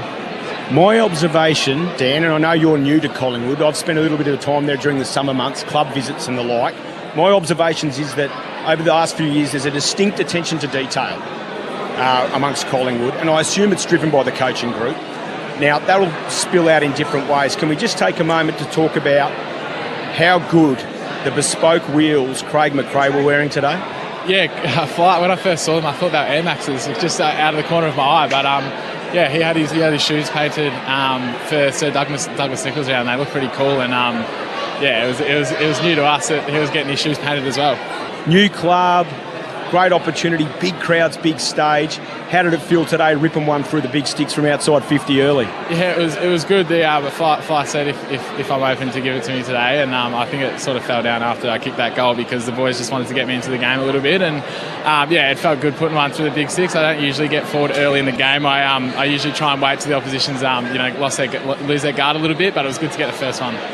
Well, mate, it looked great off the boot and it sailed straight through. Last one from me. Got a little bit of strapping on the car for everyone who's cheering you on at home and got their number on the back of their jumper. What can you tell them? Yeah, I got a call calf at the start and I sort of was running around. I'm like, I'll run it off. And I looked down at it. It had already blown up a little bit. So I was like, that's not going away for the rest of the game. So I went off, got it looked at, tried to run it. I'd run out of the game, but it wasn't ideal. So I think I'll be right. I'll just get to recovery this week. Dan Houston speaking to Ray Chamberlain as part of ABC Sports coverage earlier. The Pies defeating Goona, the Crows, by 10 points at the MCG. The sad news of the day for the footy world is the sudden passing of former West Coast player Adam Selwood at the age of 41. His twin brother Troy died only a few months ago as well, and his brother Scott is an assistant coach of the Collingwood Football Club. Craig McRae did speak about this in the post-game after he got through all of his footy talk, and he was very emotional and essentially said he didn't tell the players the news until after the game, waited till they'd sung the song and then let them know, which is why they weren't wearing the black armbands this afternoon. And yeah, just really sad news that has come through. The statement on behalf of the Selwood family reads that we are heartbroken by the passing of Adam earlier today. Words cannot express the grief and sadness that we feel. Adam was a loving husband and incredible father to Lenny and Billy. We are devastated to lose such a wonderful husband, father, son and brother. And if you or anyone else are struggling with mental health, you can call Lifeline on 13 11 14. Plenty happening across all the codes, and if you do want to get in touch with us across the day, the text line 0437 774 774. Grant and Hobart's giving us a bit of a clip. We've mentioned that it's a bit cold here and we've had some wet weather. It's 13 degrees at the moment. He says, well, here in Hobart it's 6 degrees, wind factor decreasing that number, with snow down on Mount Wellington tonight. So very cold in Hobart, Grant, we will give you that. Plenty of injuries here though that have spawned some conspiracy theorists saying that maybe the cold weather has something to do with it. We've had 4 hamstrings in this contest. Plenty of footy to go. No Dangerfield, no Horne-Francis. Geelong's up by 9. Dean Brogan, Ebony Marinoff, your experts. Aaron Bryans and Tom Wilson calling the action. How does it go from here, Noffy? Oh, I think Geelong are going to get it done. Too good, too experienced. But I'd love to see Port Adelaide in a home ground advantage, and the momentum with them, with the crowd behind them, actually really put up a good fight. We've spoken about their inaccuracy. If they can get that under wraps, kick more long, might be in it. Blitzarves wins the hit out to start the second half, and a whistle. Free kick to Bailey Smith off the ball against Drew. Running hard is the veteran Mitch Duncan, who started the sub. Kicks towards right half forward. Dempsey tried to take that on the chest. Dropped the mark. A sweeping handball from Burton to Richards, or it was Murray's rather, to Mead. They're working it by hand, Port Adelaide. This is the new game plan. Mead to Rosie, who's at centre half forward. Kicks long towards Finlayson, who created a contest. Richards is deep, so is Byrne-Jones. But a quick kick from Zach Guthrie relieves the pressure only for a moment. Aaliyah marks at right half forward. Darts back and wants to send it in quickly. Has an option wide. He'll share it to Rosie at the attacking edge of the square. The power kicking the Riverbank stand end.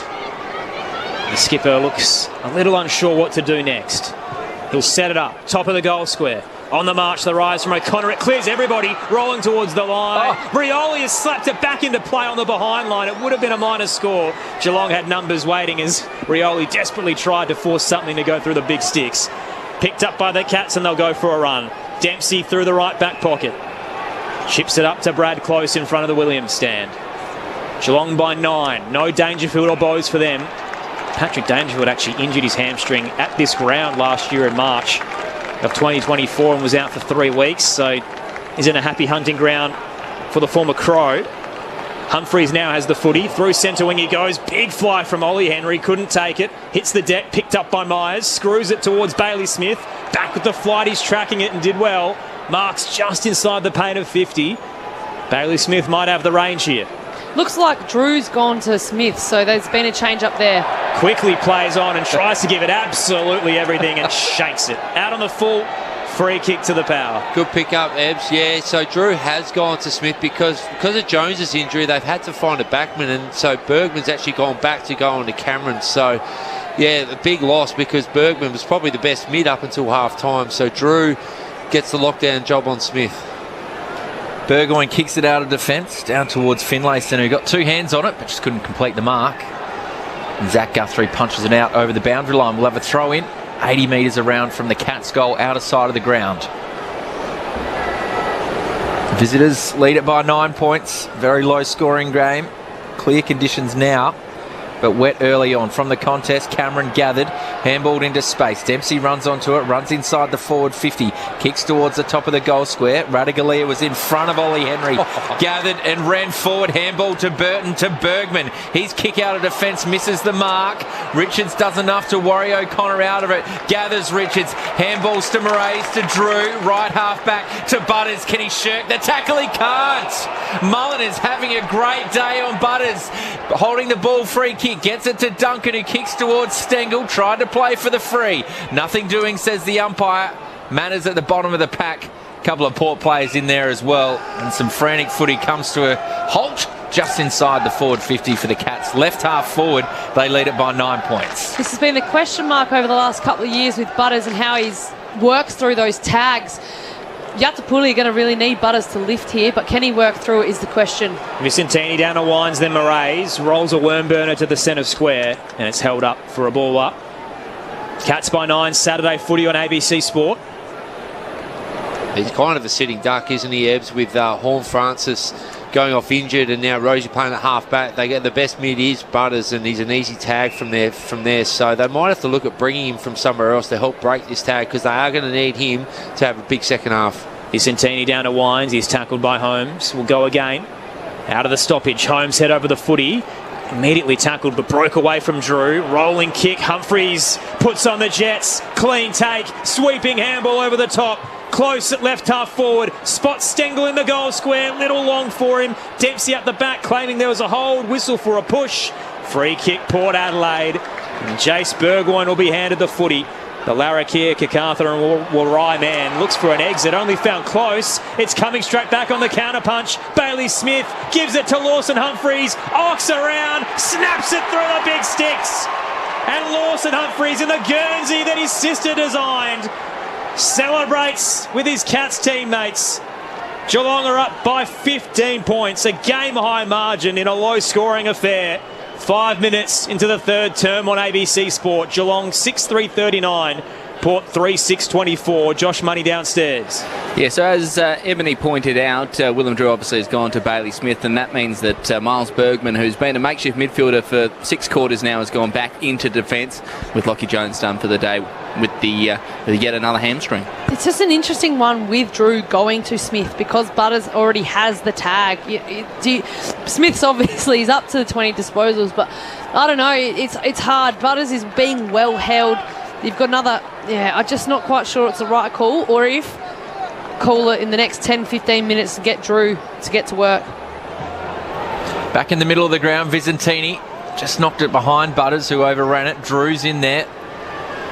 Blitzarv's gathered, managed to get the handball away to close. Who kicks inside the forward 50. Dangerous bouncing ball at full forward. Was Cameron, socket off the deck there by his teammate. Dempsey just kept it in. It was Stengel who socketed it. In fact, it did go out before Dempsey gathered, so we'll have a throw in the right forward pocket, right next to the behind post, in front of the scoreboard. Dangerous times for Port Adelaide. Another inside 50 here for the Cats, who lead it by 15 points early in this third term. Throw in. The ball hit the deck, and a free kick was given in the ruck contest.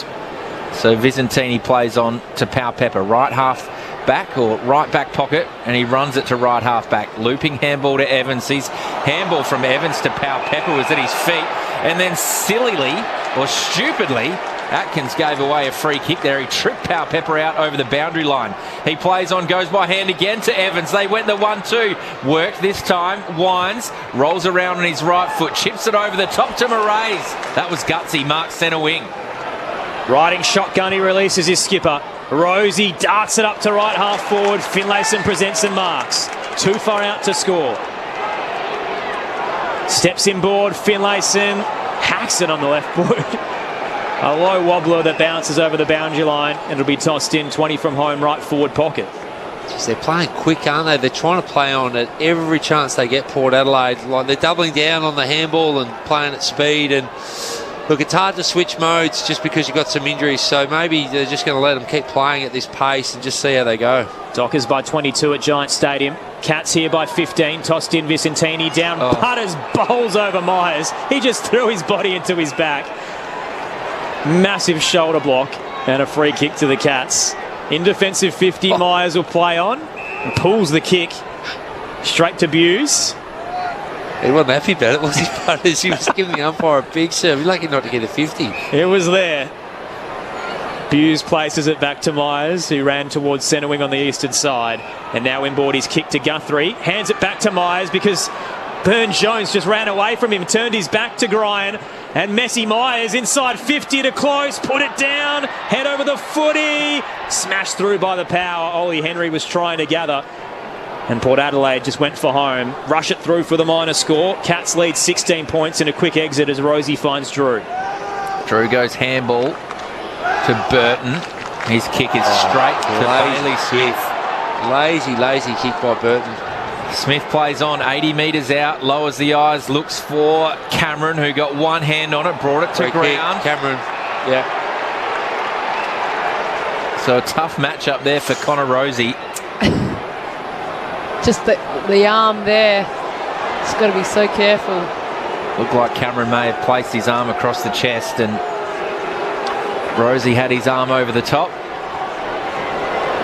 Paid holding on. So this is a big moment in this game. Geelong already out to a 16-point lead.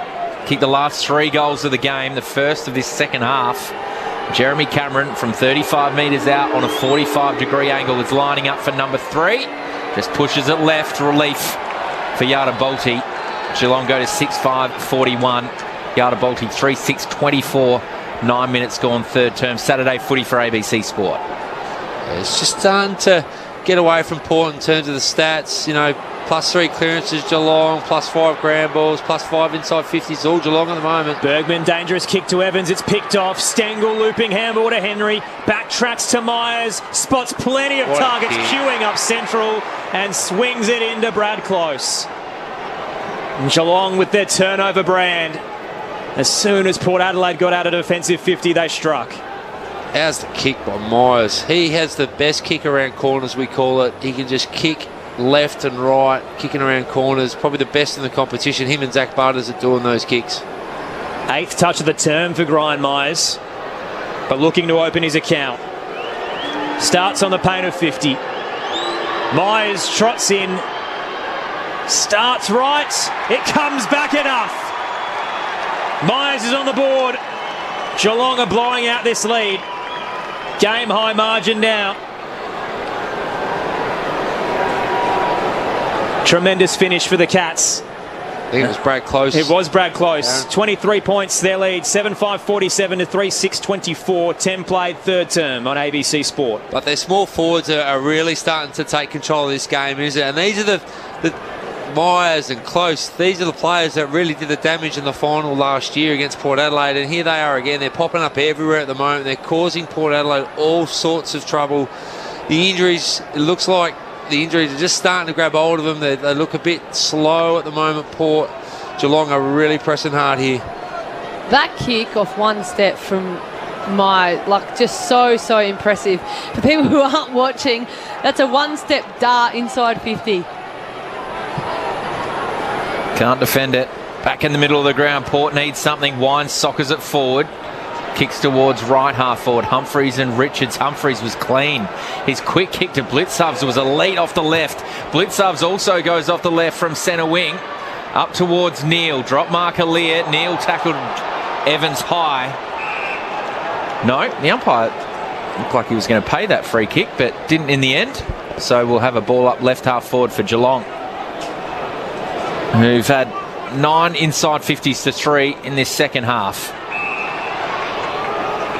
Working hard at the bottom of the pack was Power Pepper, tackled by Bailey Smith.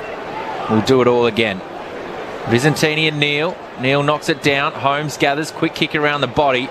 Marked on the chest by Aaliyah at right half back.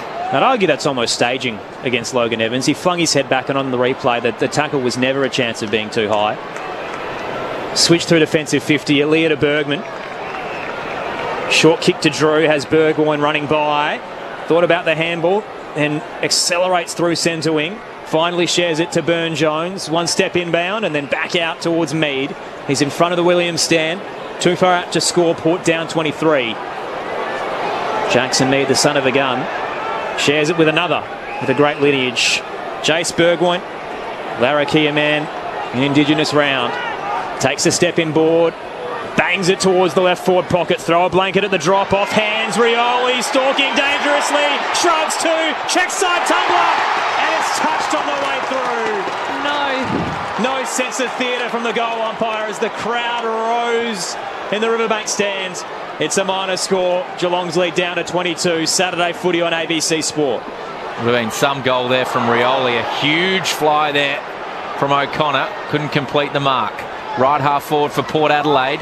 Radagalier goes inside looking for Power Pepper.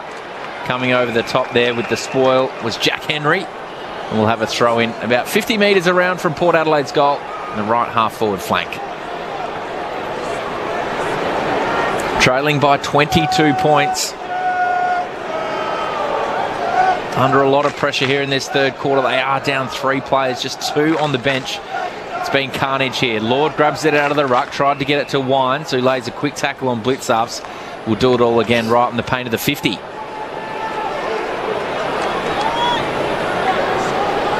Halfway through this third term, Blitzovs knocks it down. Butters has got some company with Duncan this time. Bumps close off it. Handballs back to Power Pepper. Snaps one around the body. Coming out is Georgiades. Can they raffle at Richards and Burn-Jones? They tried to be a little too clever, Richards. Knocked it back in the path of Burn-Jones, but it went straight to a cat who cleared it out of defensive 50. Gathered by Power Pepper, though, to Moraes. Back to Power Pepper to Richards. Punched away. Strong by De Koning. Fisted out over the boundary line towards Rioli in the right forward pocket. We'll have a throw in. Geelong lead it by 22 points. Yeah, Pepper looks dangerous, doesn't he? He's having a real dip tonight. He's everywhere at the moment. He's playing on ball at the moment. He's just ripping through every contest. 22 points, as Brogue said. Tossed in. Blitzavs down towards Bailey Smith. The exit with a side in front. Rolls towards the broadcast wing. Radagalier with a fumble. Made amends as he tried to get it to Burgoyne. Cut off by Close. Rosie picks his pocket. Hands it to Evans. Yadabolti now through Aaliyah. Straight up the spine towards half forward. Hits Drew. Has Rosie running around. Doesn't use him. William Drew. High into the 50. Geelong have the outnumber. Finlayson with 2 to beat. Did enough. Brought it down. Front square. Richard strikes. Excellent play from Finlayson, who was outmanned but not outsmarted. And the margin back down to 16 points. Geelong 7-5-47. Yadabolti 4-7-31. Joe Richards on the board after being goalless in his last 2. Saturday footy on ABC Sport with Premiership stars Dean Brogan and Ebony Marinoff. Well, Brogue, you touched on it early in the game. They brought him in for a reason, and that forward crumb, that is just perfect. Joe Richards got a 4-year deal at Port Adelaide. Collingwood tried really hard to get him. He's quite skillful. Aaron just touched on his, low-end weeks over the past fortnight. But his forward craft is as good as it gets. But he probably just needs to work on his consistency. Hey, Brogues? Absolutely. He's still a young player. He hasn't played a lot at the AFL level, so he's a work in progress. But you can definitely see why they went and got him. And he's going to complement this forward line going, not only now, but for the future going forward. But that's a great forward crumb goal. Good tap down from Visitini to Wines to Drew to Butters. He's got some run off half back from Mead, who tried to get the tackle or shirk the tackle from Dempsey. It wasn't strong enough. Dempsey lays it, holding the footy centre half back for Geelong. Just needed to be a kick again. They're handballing under pressure. Someone under pressure, just kick the ball inside 50, Butters. Opportunity here for Geelong on the restart. Quick kick inside the forward 50s mark by Manor. So it was a dangerous ball down the middle of the ground. And the loose ball get from close, snapped around the body, and Manor marks 35 metres out directly in front. Just Geelong's, the way they lower their eyes when they go inside 50 and hit those little 15-metre darts that you said before, Ebony, they're just the best in the comp at that. They always have been, ever since under the Chris Scott regime. They're so good at it. They just have players that bob up, Brogues. Here's Manor to get the quick reply, and the Geelong cheer squad is right behind that one. That's straight through the middle. Cats get the response there, 8-5-53.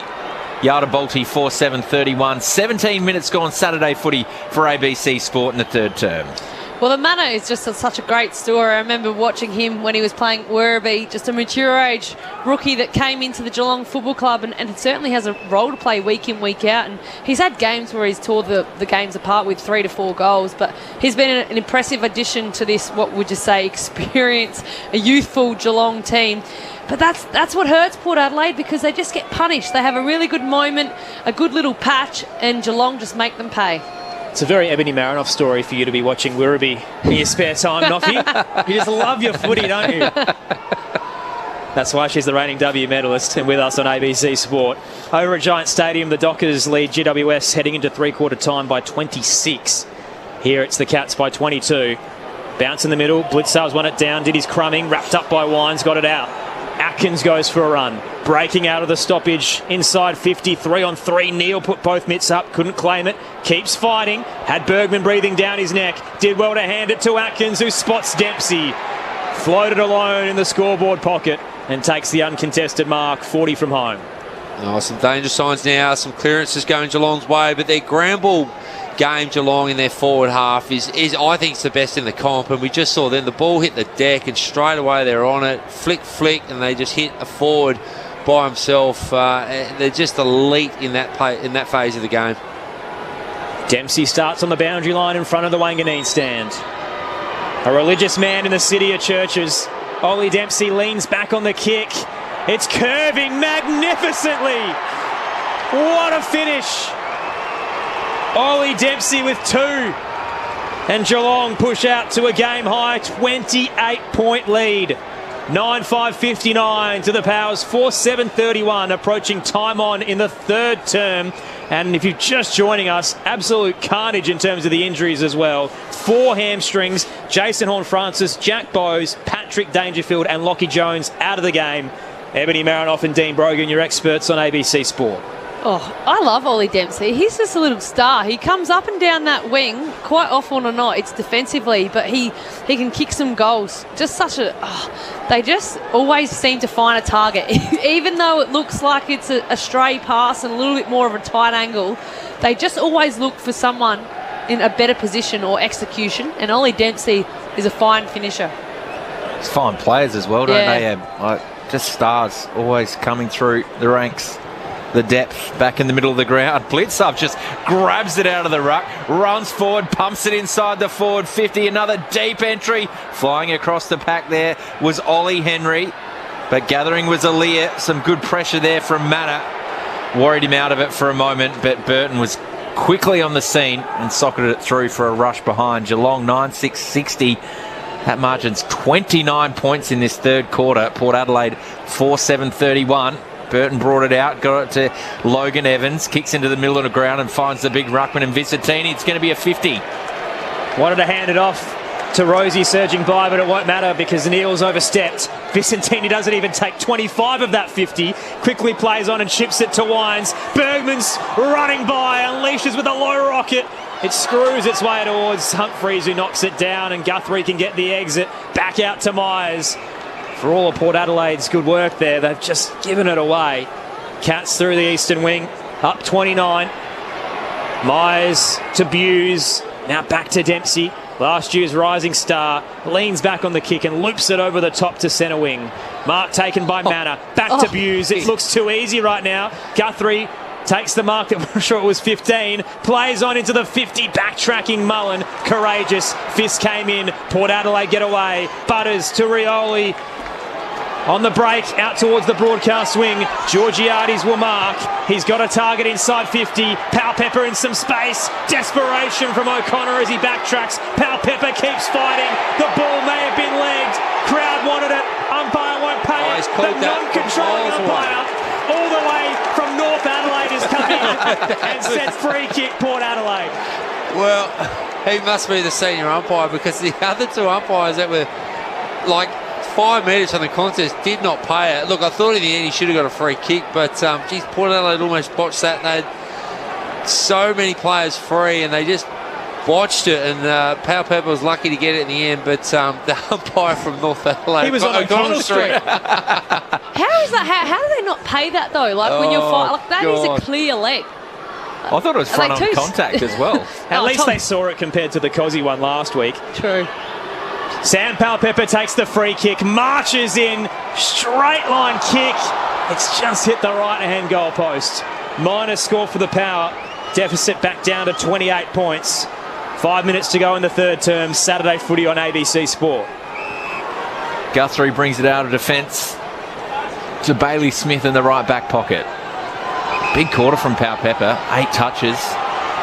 Almost kicked a goal there. It would have been his third for the night. Smith finally plays on, kicks long down the line towards Neil. Aaliyah got in the spoil and kept it in. Hands it off, clean to Wines. Drew goes long inside the forward 50. Finlayson's in the best spot, gets 2 hands on it. Roving is Powell-Pepper. If he can gather, he can goal. He snaps! That was a free kick and they've played on. Describe that one for us, bro. I'm pretty sure Finlayson got the free kick and he called play on because Port Adelaide probably didn't hear it and played on, so I'm not sure how that's advantage, but another opportunity gone. Snap was a minor score, margin down to 27, and Geelong are about to go end-to-end in a matter of moments. Straight up the high diddle-diddle, marked by Neil, gives it off to Dempsey, running into goal, misses to the right-hand side. Oh, gee, Geelong on the fast break, just couldn't finish. Back up by 28 points. We've had some dire footy all evening, and now it's finally starting to get going. He's that unselfish, Dempsey. He was trying to look to pass it when he just should have ran into an open goal and kicked the goal, but yeah. 2 minds. So Bergman gets it back to Burgoyne. He goes out wide centre wing to Richards. Dangerous ball just stayed in. Burn-Jones takes the mark.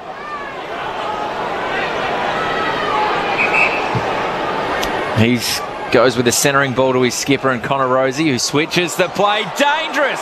He's kicked it straight to Dempsey. It's an open goal square. He's unselfish again. Kicks short to Stengel, who can run onto it, but it's a dribbling ball and it goes through over the behind line. Another rush behind Dempsey. I'm not an expert, but just have a shot, son. Deja vu. And that's the thing, like, about these good players, to take them to the next level of greatness in terms of just their confidence and swagger, to be able to go, this is my moment. He'll get there. He went into the behind post, so we've got to throw in. Toss back in. Vicentini takes it out of the ruck and turned into trouble. Caught in the sandwich of Cameron and Ollie Henry. Ball up to come. Giant Stadium, the Dockers lead by 27 over GWS.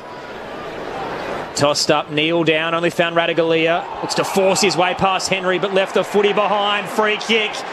Geelong will get a set shot. And Ollie Henry's going to take the footy. 25 from home on a slide angle to the right. Yeah, I'm not sure what that was for. I think it was for holding the ball on Radagalia. That's the third one they've had in their back 50 and probably going to lead to 3 goals. Just, I'll harp on it again. Your back 50, you just got to kick the ball out of your back 50. Get out of the danger zone. Here's the new age footy. Barely any angle, but Ollie Henry's opted to snap. And gee, it's a glorious strike. Straight through. He's got his first of the evening.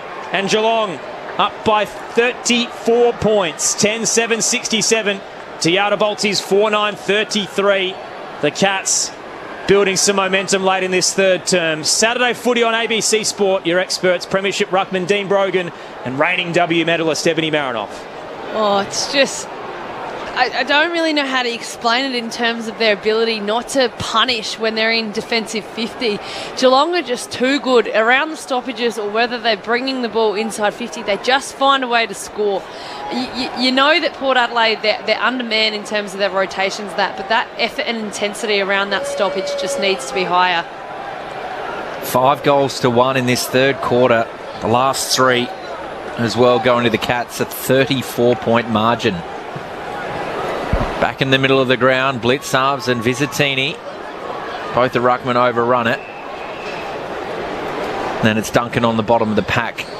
And we'll have a ball up. I said that they might need to do something with Butters. He looks like he started on the wing at that centre bounce. Play a bit of wing, see if he can free him up and get involved. Here he is on cue.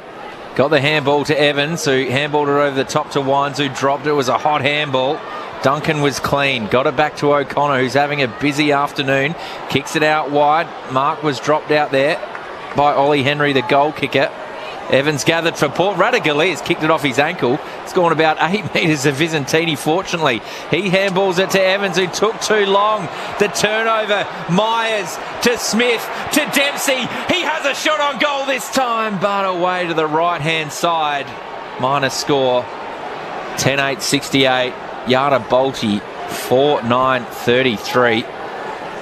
This is in real danger of a blowout for the Power. Again, the handballs. Handball. It just invites pressure. I don't know why they are handballing so much. Surely this isn't the game plan. 3 goals, 3 the Cats to Port's 2 behind since the 15-minute mark of this term. It's been an incredible late surge in the third quarter, and Alias coughed it up down the line.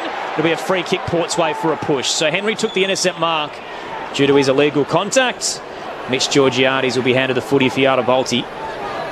Short and wide, Ollie Wines has it, close to the benches. Geelong nice and close to him, so he'll have to go over the top into the 50. Visentini on the march, knocked away from him. Atkins head over the footy, collared for his efforts as Ollie Lord flung himself in recklessly. Free kick to the Premiership Cat.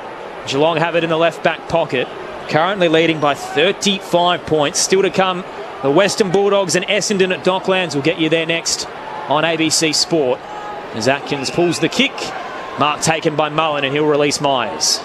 Kicks in board to Zach Guthrie. Look at them run. Handballs to Smith. Just missed the tackle, Visentini. So Smith steps inside. Kicks long. Flying there was Stengel. Dropped the mark, but gathered by Henry. Handball to Neal, who chips into the pocket, the left forward pocket, and finds Dempsey, who marks 30 metres out on a 45-degree angle. He's going to go the snap. Again, just winning that ground ball in their forward 50, and they win the ground ball. It's like the forwards just peel out to the pockets, and they're not even looking at the players that win the ground ball. They just kick it there, and they know someone's going to be there. It is really impressive to watch. This is possession number 11 coming up. He's had 3 scoring shots already. Snaps around the body. Another minor score. Pulled that to the left. So 1 goal, 3 for Ollie Dempsey. He really could have torn this game apart in this quarter. If he hasn't already, they go to 10-9-69. Yada Bolte 4-9-33 late in this third quarter. Saturday footy, ABC Sport. Surprisingly, no injuries in this quarter after we had 5 in the opening half. 4 of them hamstrings to Dangerfield, Horne-Francis, Lockie Jones and Jack Bowes. The exiting kick from Burton straight towards Wines. Feigned going back and then darts away from Manor. The kick to no one, though. They're very lucky that De Koning's fumbled it. Gathered by Visentini. Hands to Pau Pepper. Looping ball up towards the 50. Backtracking Guthrie with some desperation. Rioli slides across to cut him off. Rough landing outside on the AstroTurf. We'll get a boundary throw in right half forward. Well, the positive news is Sandpepper's moved up a little bit more to the midfield this quarter, and he's had the 10 disposals as well as the 4 contested possessions. So they're trying to change things up, Kenny Hinckley's side, but this lead's getting a bit of a stretch now. Boundary throw in, right half forward for Port Adelaide. It hits the deck. Butters belted his way through and bumped off Buse, but the kick comes out of Geelong's defence only as far as Burgoyne. Short to Wines in the centre square. He plays on. Handballs to Burgoyne, who has a further handball to Alia in the centre circle. He lowers his eyes, looking for Rioli. Just fisted away by Guthrie. Gathered by Moraes. He was tackled heavily there. Good pressure from Buse. Now Atkins has it at left half back. This is a dangerous ball across the goals. Kicked it to full back basically, but Sam de Koning was back there and takes the mark right on the siren for three-quarter time. Well, it was pretty close at half-time, but a dominant quarter there from Geelong. They really kicked away their 5 goals to 1 in the end. A complete dominant quarter, and now they're 10-9-69. Port Adelaide 4-9-33. Chris Scott's got a claim on this town. They could be winning 5 in a row at the Adelaide Oval. Geelong, they lead by 36 points over Yardabalti. Goal scorers for the Cats: 2 to Dempsey and Cameron, singles to Manor, Bowes, Humphreys, Atkins, Henry and Close. Meanwhile, for the Power, 2 to Palpepper and 1 to Darcy Byrne-Jones and Joe Richards. Over at Giant Stadium, three-quarter time there. They're just about to start the final term.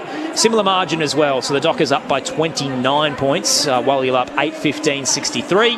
GWS 4-10-34 there. Goal scorers 3 to Frederick, 2 to Bolton and Amos in that contest. If you want to hear it, jump on the ABC Listen app and hit the AFL Extra button. But regardless of where you're listening around the country, everybody's heading to the Docklands next for the Western Bulldogs and Essendon with Matt Clinch and Lauren Borden. We'll get a preview of that in a moment's time. It is great to have you with us on ABC Radio, Sport Digital and the ABC Listen app for Saturday Night Footy on ABC Sport. As each day begins, get the facts you need to stay informed. Every day, across your day. Stay with Australia's trusted news source. All the latest, all verified. Stay in the know with ABC News. On ABC TV and ABC iView. This is the Sir Doug Nicholls Round. On your radio, Sport Digital and the ABC Listen app. Close. It's coming straight back on the counter punch. Bailey Smith gives it to Lawson Humphreys. Arcs around, snaps it through the big sticks. And Lawson Humphreys in the Guernsey that his sister designed celebrates with his Cats teammates. Walia straight up the spine towards half forward. Hits Drew. As Rosie running around doesn't use him. William Drew high into the 50. Geelong have the outnumber. Mason with 2 to beat. Did enough. Brought it down. Front square. Richard strikes. Opportunity here for Geelong on the restart. Quick kick inside the forward 50s marked by Manor. Here's Manor to get the quick reply. And the Geelong cheer squad is right behind that one. That's straight through the middle. Inside 50, 3-on-3. Neil put both mitts up. Couldn't claim it. Keeps fighting. Had Bergman breathing down his neck. Did well to hand it to Atkins, who spots Dempsey. Ollie Dempsey leans back on the kick. It's curving magnificently. What a finish. Ollie Dempsey with 2. The 2025 Sir Doug Nicholls Round. On your radio. ABC Sport Digital. And on the ABC Listen app. A 5-goal-to-1 third term has the Cats up by 36 at the Adelaide Oval as they are their 6th victory of the campaign and Port Adelaide's 6th loss of 2025. Still plenty to come as part of your Saturday fixture of footy. We've got the Western Bulldogs and Essendon coming your way next from the Docklands. Massive top 8 shaping clash. And to call it all, our main man for ABC Sport, Matt Clinch, to give us a preview on ABC Sport. Clinchy.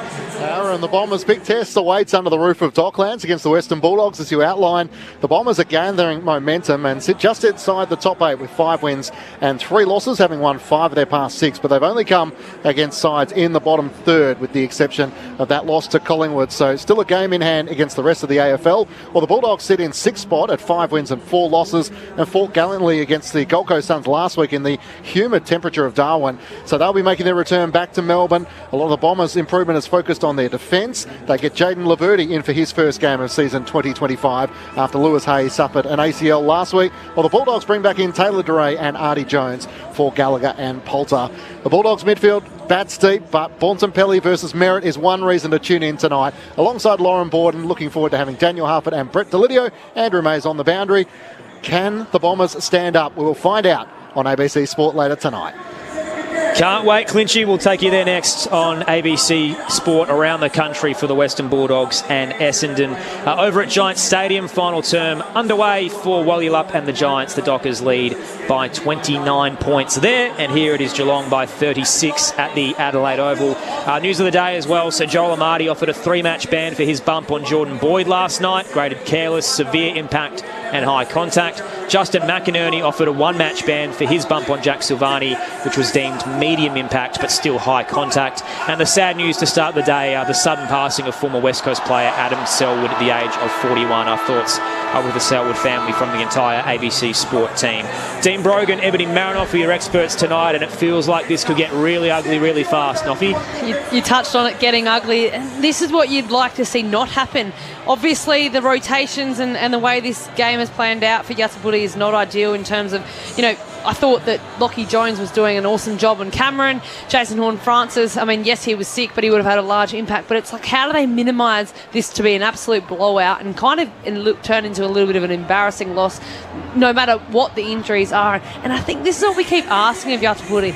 When the game's not on their terms, how do they stop the onflow of the offensive game that the opposition brings? And that's the question mark this season.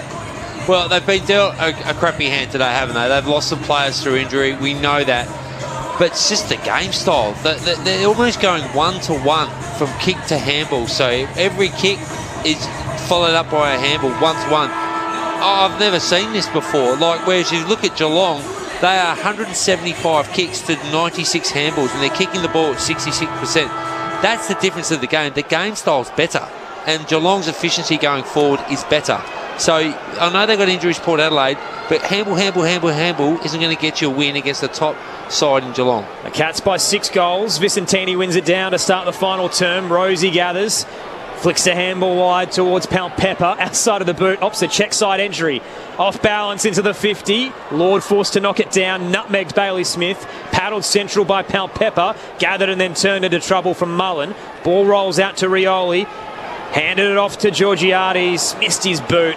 Kicked straight towards Duncan. Put it down under some pressure. Cats have the numbers.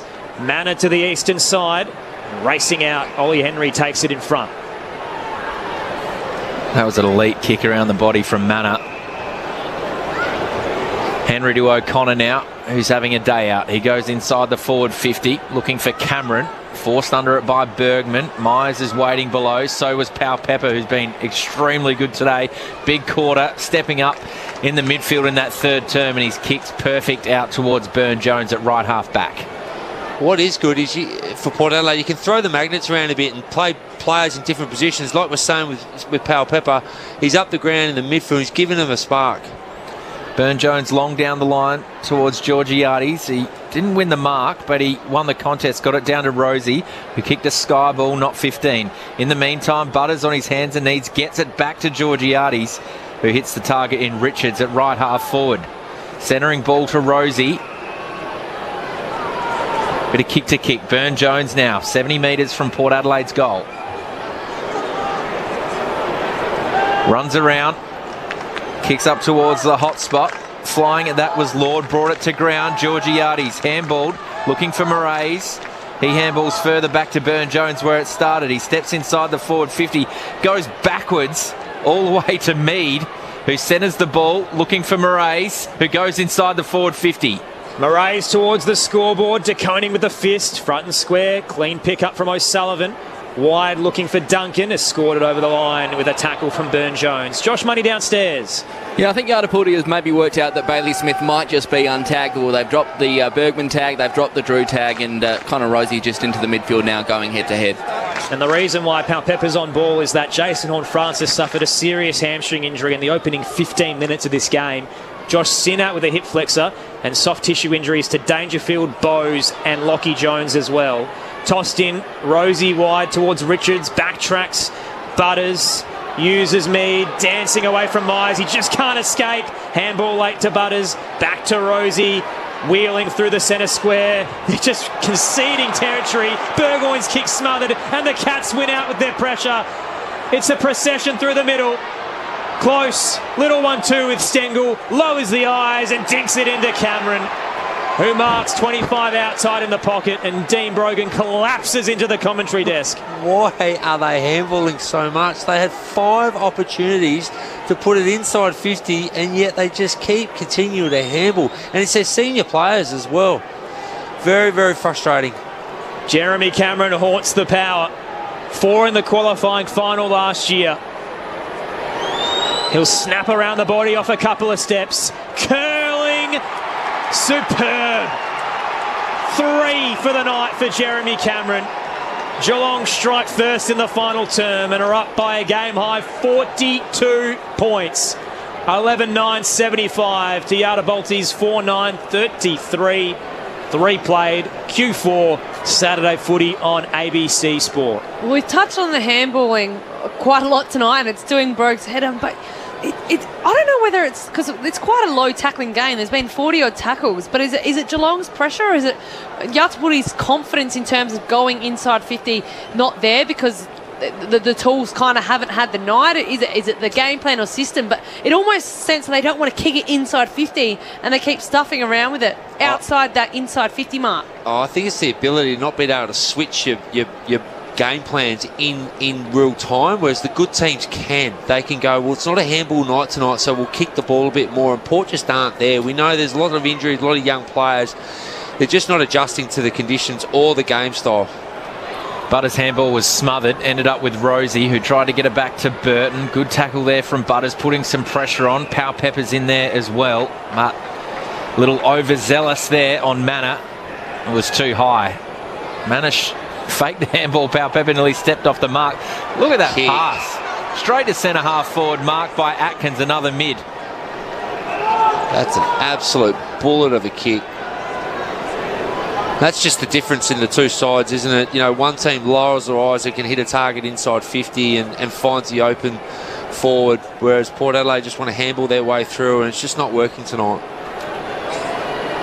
The Mosquito fleet, well, Atkins thought about going for goal, but instead Cameron's got in front of Bergman, takes a sliding mark on his chest. That must have been just the 15 and just got his hands under it. He'll have a shot 45 metres out directly in front. He did. Got his hands under it. So Cameron really came to life in the second term.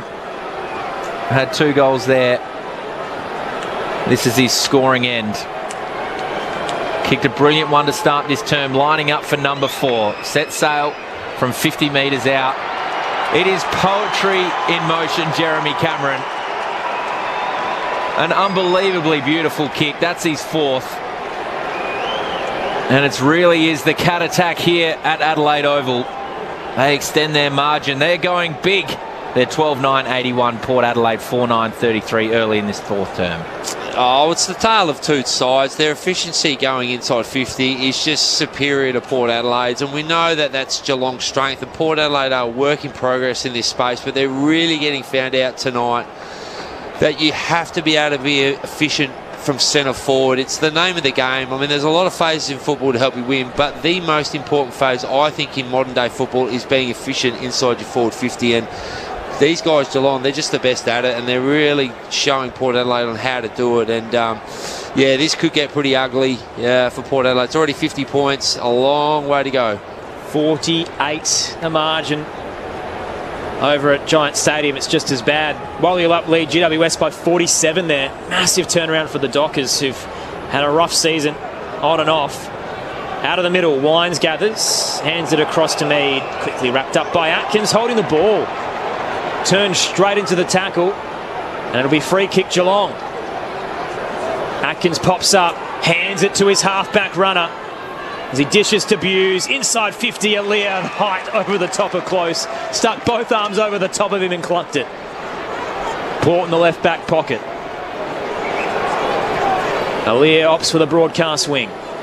Vicentini's waiting there. Bounces off O'Sullivan, hitting the deck.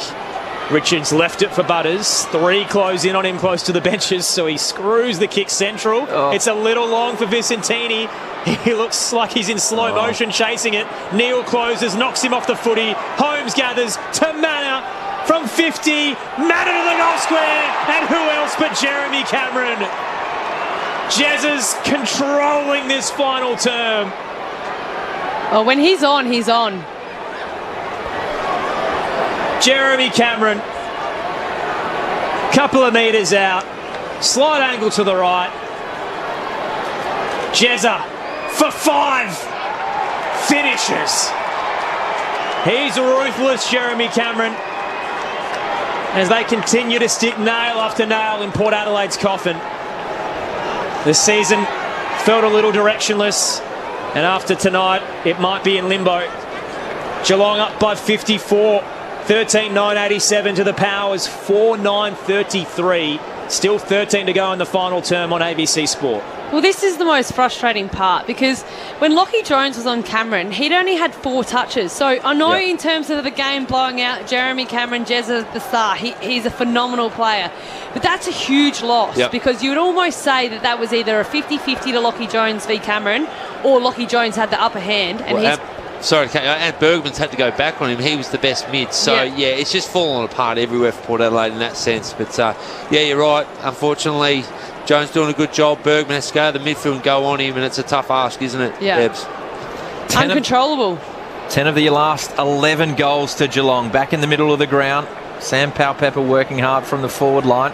Bailey Smith taken in a 360 tackle by Drew. Play on, says the umpire. Atkins kicks out wide, hits the target in Dempsey's centre wing.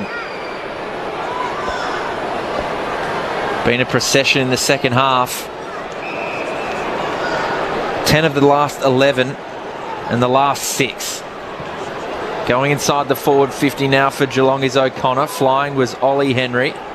He got a hand to it, knocked it out over the boundary line. Left half forward for the Cats. 54 points is the margin. 10 minutes into this final term. It's Saturday footy for ABC Sport.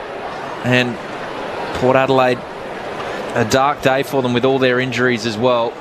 Already a blowout. And they don't want it to get too ugly like it has a few times this season. Tossed in, Neil's tap, picked off by Evans. Gives it to Powell-Pepper. Then Drew on the 45, flares it to Moraes. Has the runner. Releases Mead to Burgoyne, turned into a wall of Humphreys and panicked, just threw the footy away. Mead comes in to help. The assist with a back handball. Rosie backtracking as he retreats away from a couple of Cats. Around the body is kicked to Powell-Pepper. Fist came in from Atkins. Bounces towards Moraes, 2 to beat. Buse and Holmes tracking him. They go to ground. Buse falls into the footy. Moraes on top of him. Ball up to come in front of the Wanganeen stand. It's actually quite interesting how infectious it is, isn't it? That they all just want a handball where all he had to do was kick the ball inside 50. I think he had Rioli out running to the goal square, Burgoyne, but yet he chose to turn and back and handball. It's crazy. I know this can't be the game plan. It's just embedded in them today to handball. They just can't switch out of that mode. It's really hurt them. Bit of an epidemic. They've had 38 touches, Brogues, this quarter, 17 kicks and 21 handballs. Boundary throw in centre wing. Neil led in the race in front of Visentini, knocked it out towards Manor. Mead beat him to it, but Manor laid a big tackle. Ball advanced about 20 metres towards the Cats' goal, and we'll have another ball up. Just forward of centre wing, outer side of the ground. It's a free kick plucked out of this one, going the way of Drew. Holding the man. So he's got it at right half back for Port Adelaide. Willem Drew looks inboard. Kick precise to Walia. Just forward of the defensive edge. Turns towards the logo centre wing. Here's Moraes. The sub who was activated very early for the injury to Josh Sin. Wide to Mead and then winds. Shoots a handball long and hard to Powell-Pepper. The Baladong Nunga and Wajuk Nunga man misses his target inside 50 as he places it to the scoreboard. And Jack Henry was waiting in expectation. And Geelong looks so much better with him back in their defensive unit. Long ball towards the broadcast swing to O'Sullivan. Here's another rising star. Hands it off to Guthrie. Now Duncan, the veteran, turns through centre wing. Kick down the line. Well positioned to Henry. This is Ollie as he drops down. Takes the mark on his knees. Too far out to score. Ollie Henry with just the 1 goal tonight. Leans back, casual entry. He's looking for Cameron. Bergman was all over him. Freed up Rosie to cut it off. And the Port skipper with a treacherous kick to the corridor looking for Visentini. Puts the deck. Burton there, wrapped up, holding the ball. Geelong take the advantage. Bailey Smith in. Shannon Neal marks. Just like that, the Cats strike. And a set shot to come straight in front. 35 out. Well, the efficiency of Geelong, we just keep harping on it, but it's in full display tonight. look, we know Port Adelaide got some injuries, but just the different in game styles, it's really chalk and cheese, isn't it? And I know which game style I'd want to be running with coming into September, and it's Geelong's. And we know Port Adelaide, there's a lot of work to do, but game style's really been found out today. Shannon Neal comes in, straight kick, excellent finish. 10 minutes to go, and Port fans are flooding for the exits. They're down by 10 goals. Geelong in a landslide at the Adelaide Oval, 14-9-93 to 4-9-33.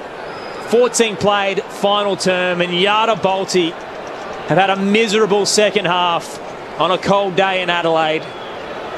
You can hear the energy sapped out of the crowd. You can hear it in Dean Brogan, who's so passionate about this footy club. Ebony Marinoff, we might have to lean on you a little bit for a wrap-up. I think Brogues is going to walk out the door any minute. It's hard to watch because their method tonight has just been not at the level. So when you've got Geelong capitalising on their inside 50 entries, almost got a 2v1 there, like it's just not good enough, and it's hard because it has been a blowout. But you have to be able to defend that for life or death as a defender, and they're undermanned, but I'm in awe of Geelong. They've been at the top of their game for so long. In awe of Scott. He's a coach and a half. Rosie's quick kick went skywards, ended up with Holmes. Goes by hand to Atkins, to Humphreys, to Bailey Smith. Good chase from Wines, but he still gets it inside the forward 50. Flying early was Ollie Henry, got hands to it, so it wasn't an unrealistic attempt, even if it was. Goes through for a rush behind. Minus score to the Cats. They go to 14-10-94. Yada Balti 4-9-33. Halfway through this fourth quarter. Long exit. Burton to left half back to Wines. Not a lot ahead of him. Launches a long kick in the direction of Finlayson. Tried to push off to Koning, who stood his ground. Nearly cut off by the Cats defender. Running through. Richards just couldn't complete the handball. Hits the deck and they pile on. Ball up to come as Drew wraps up abuse. Score check at Giants Stadium. The Dockers lead the Giants by 41 points, approaching time on in the final term there. The Dogs and the Bombers still to come on ABC Sport. It will get better, even though these two twilight fixtures have been one-sided. I like this. Port have put Lord in the rucks, had a really quiet day. I was almost going to say, why don't you put Lord around the footy and get him amongst it? He's a young kid, let him develop, let him get up against blitz halves and see how hard it is to play on ball. And that might be why he tapped it straight to Myers, who handed it to Buse, then O'Connor. Down the line on the broadcast wing, Ollie Henry gathered on the deck, wrapped up by Evans, gave it away. Burton, dangerous kick to Wines, cut off by Myers. Meanwhile, Logan Evans has stayed down. Surely they can't have another injury, Port Adelaide. Down to a two-man bench. Myers' kick short, bounces perfectly to Blitzarves though. Handed it to Bailey Smith, another touch. Smothered by Lord. Ricochets out to Zach Guthrie. Can't find a teammate, and Burton gets the exit. Out to the broadcast wing to Wines. Bailey Smith has 29 touches for the night. Been an absolute superstar, and another poor kick from Port Adelaide. Inboard looking for Drew. Instead intercepted by Mullen. So he was in the centre square, goes all the way back to centre half back to Koning. 17 minutes gone in this final term. 9 goals to 1 in this second half, going the way of Geelong. That's why they lead it by 61 points. Running through the middle of the ground is O'Connor. Kicks long inside the forward 50. Flying was Alir, got his hands to it. Managed to get it out over the boundary line. Shepherded over by Radagalier, and we will have a throw-in in the left forward pocket. Geelong leading by 61 points. The fan attendance this afternoon, this evening for this twilight clash, 35,508. So they braved some wet conditions, and it's been a tough day for the Yada Balti faithful. Tossed in, Geelong by 61. Neal wrapped up quickly, ball up to come. Dockers by 42 in the other game. Bulldogs and the Bombers to come. Stoppage 30 from home, left forward pocket. Neal down, looking for Atkins. Handball shoots over the top to Stengel. Quiet night, but this would be magnificent! Tyson Stengel with a late special.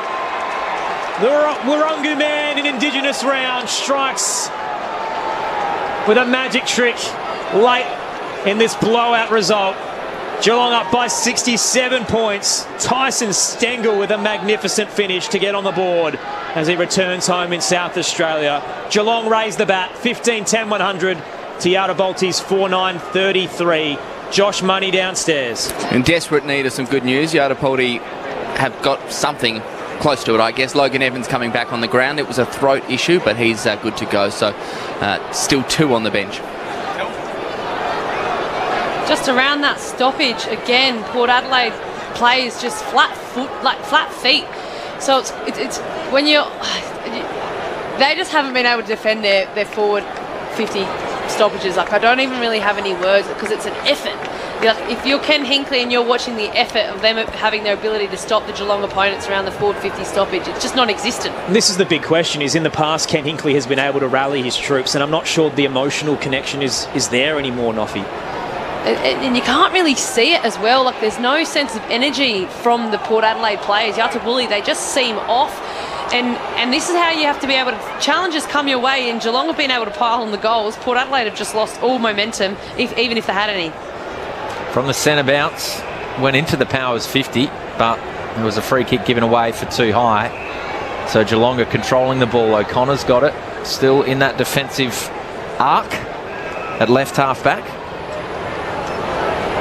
Finds his teammate out wide in Buse. So 12 of the last 13 goals going the way of the Cats. Total onslaught here. Kick long down the line, gathered by Neil. Handball to Stengel. A great goal. He goes to Holmes. Kicks inside the forward 50. Was looking for Dempsey and Evans, who's back out on the ground. Launches and fists it out over the boundary line. We'll have a throw in left half forward for Geelong. They lead it by 67 points. We're into time on Saturday Footy on ABC Sport. 67 points.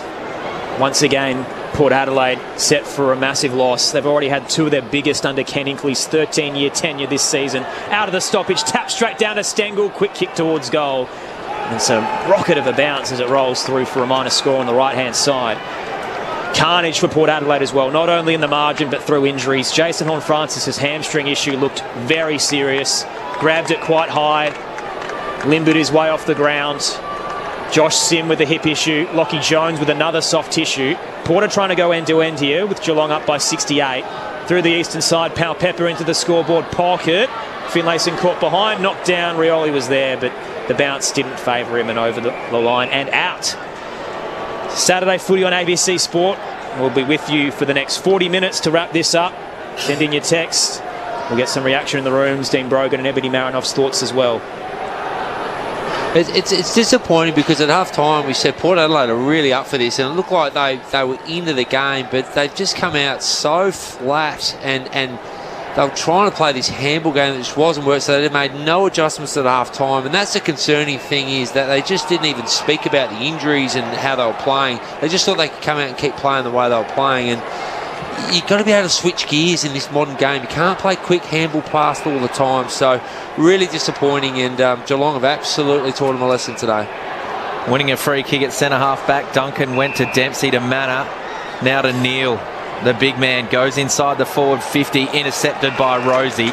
That was great work from the skipper, working hard on his way back. Looks like he's cramping, hopefully.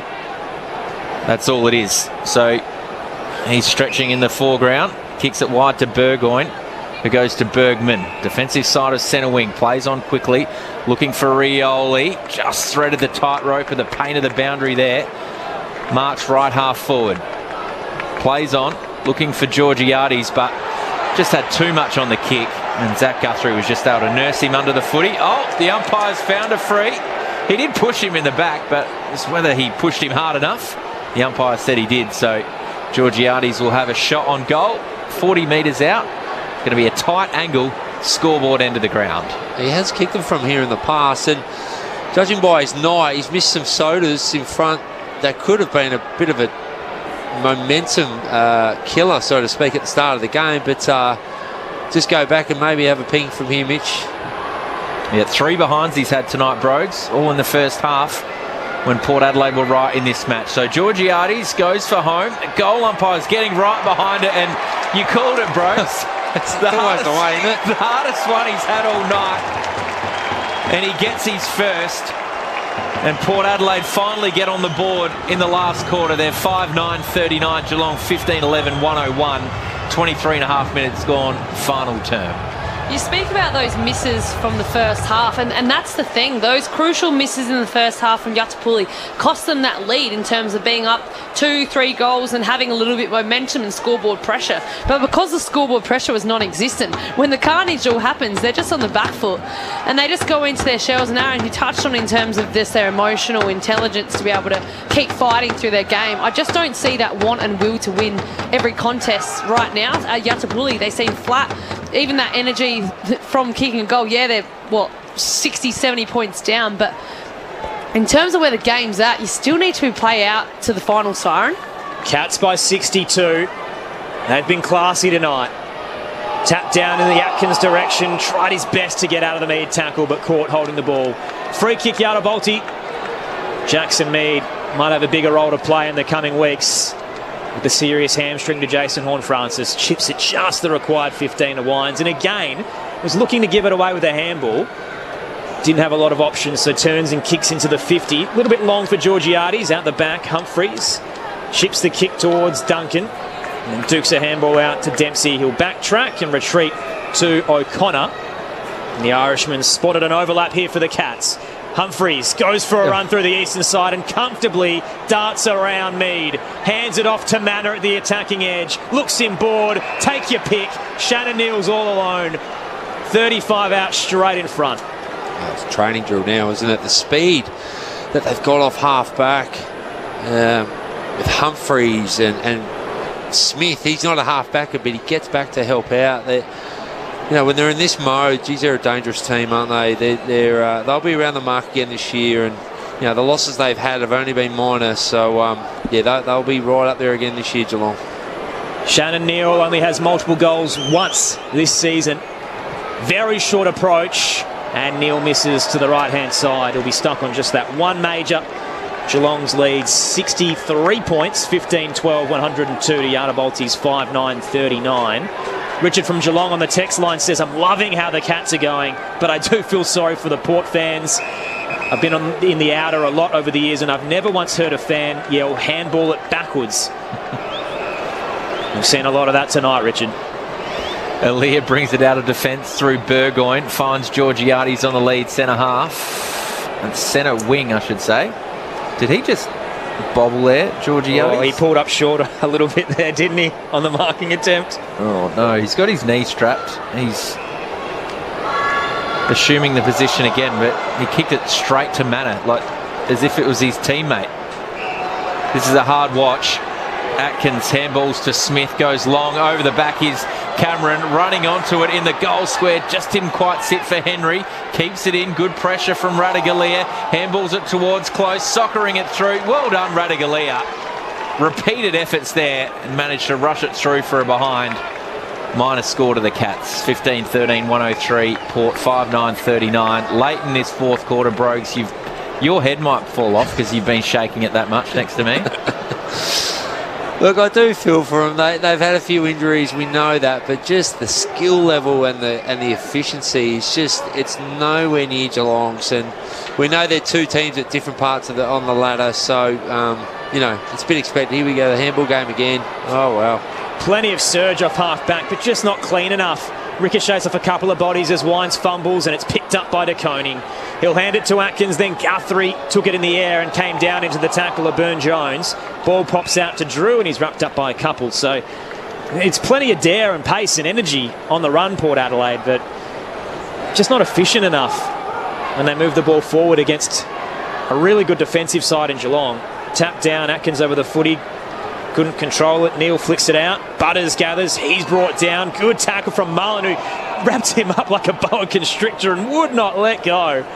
Ball up left half forward for the Power. They're down 64. Quick throw up. Visentini and Neal. Neal to Manor. To Myers, who did the 1-2 with Duncan. Over the top to Zach Guthrie. Look at him move. And a perfect pass to Duncan on the run in the centre square. They've got numbers here, the Cats. Oh, way too easy. Look at that. Doubling back was Cameron, and he marks 45 metres out in a 45-degree angle. He's already got the handful. Now he's lining up for number 6. Yeah, it's like a training drill. Like, the legs have gone for Port Adelaide, down on men. Geelong have just, sensed the sadness from Port, really, and just absolutely blitzing them across the ground with their run and their speed and their ball movement. So Jeremy Cameron from the paint of 50 hits it nicely again. That is straight as an arrow and a career best for Jeremy Cameron against Port. That's 6. What a superb performance it's been. A total dominance here at Adelaide Oval from Geelong. 16-13, 109. Port Adelaide, 5-9-39. 30 seconds left. Oh, that's just elite. The way they broke away from stoppage and the foot skills like that. The kick out of stoppage. It was one handball kick. Another kick.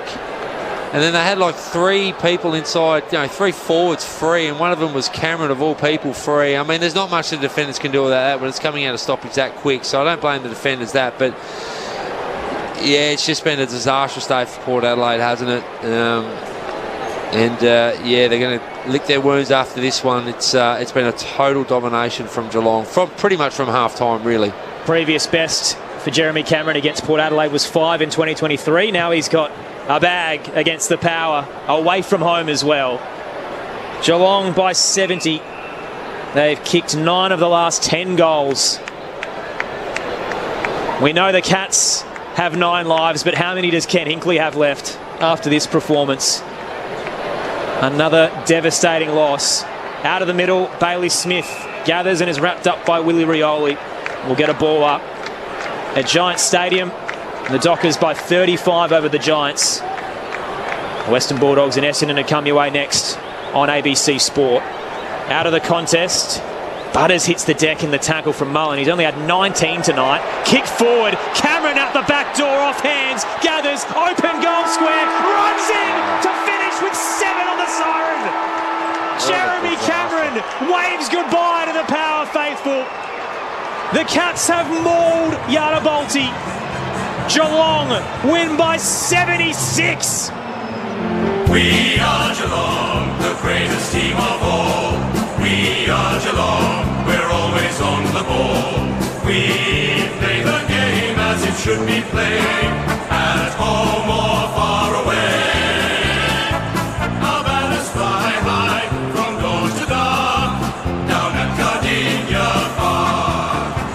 7th heaven for Jeremy Cameron and hamstring hell for Ken Hinkley. Jason Horne-Francis gone. Lockie Jones gone. Josh Sin, hip injury. Port Adelaide with another monstrous and diabolical loss as the Cats emphatically respond to a rare home loss. 17-13, 115 to Yarrabolti's 5-9-39. We are Geelong, the greatest team of all. We are Geelong, we're always on the ball. We play the game as it should be played, at home or far away.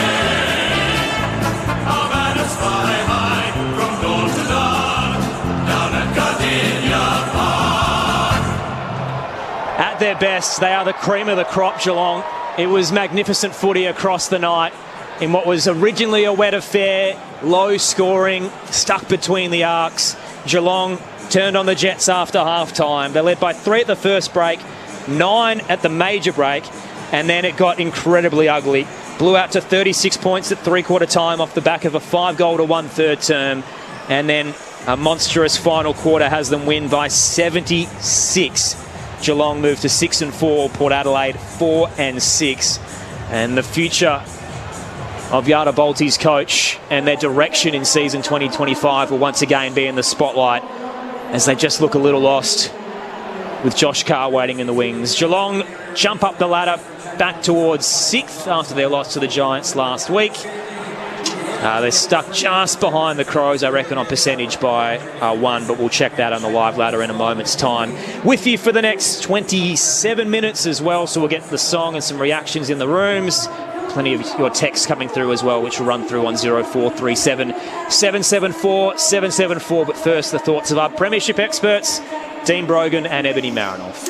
Absolute demolition in terms of how Geelong played out that game. You could almost say, all right, Bowes and Dangerfield out. That's probably 2 of their top 10 players when they're fit and firing. Dangerfield's had a phenomenal start to the year, and Bowes is just, consistent week in, week out for them. So we keep touching on Port Adelaide having injuries, but Geelong certainly did as well. But it's just, if we speak about it, we're going to be probably talking back to what we said all game, but just their ability to hit up inside 50.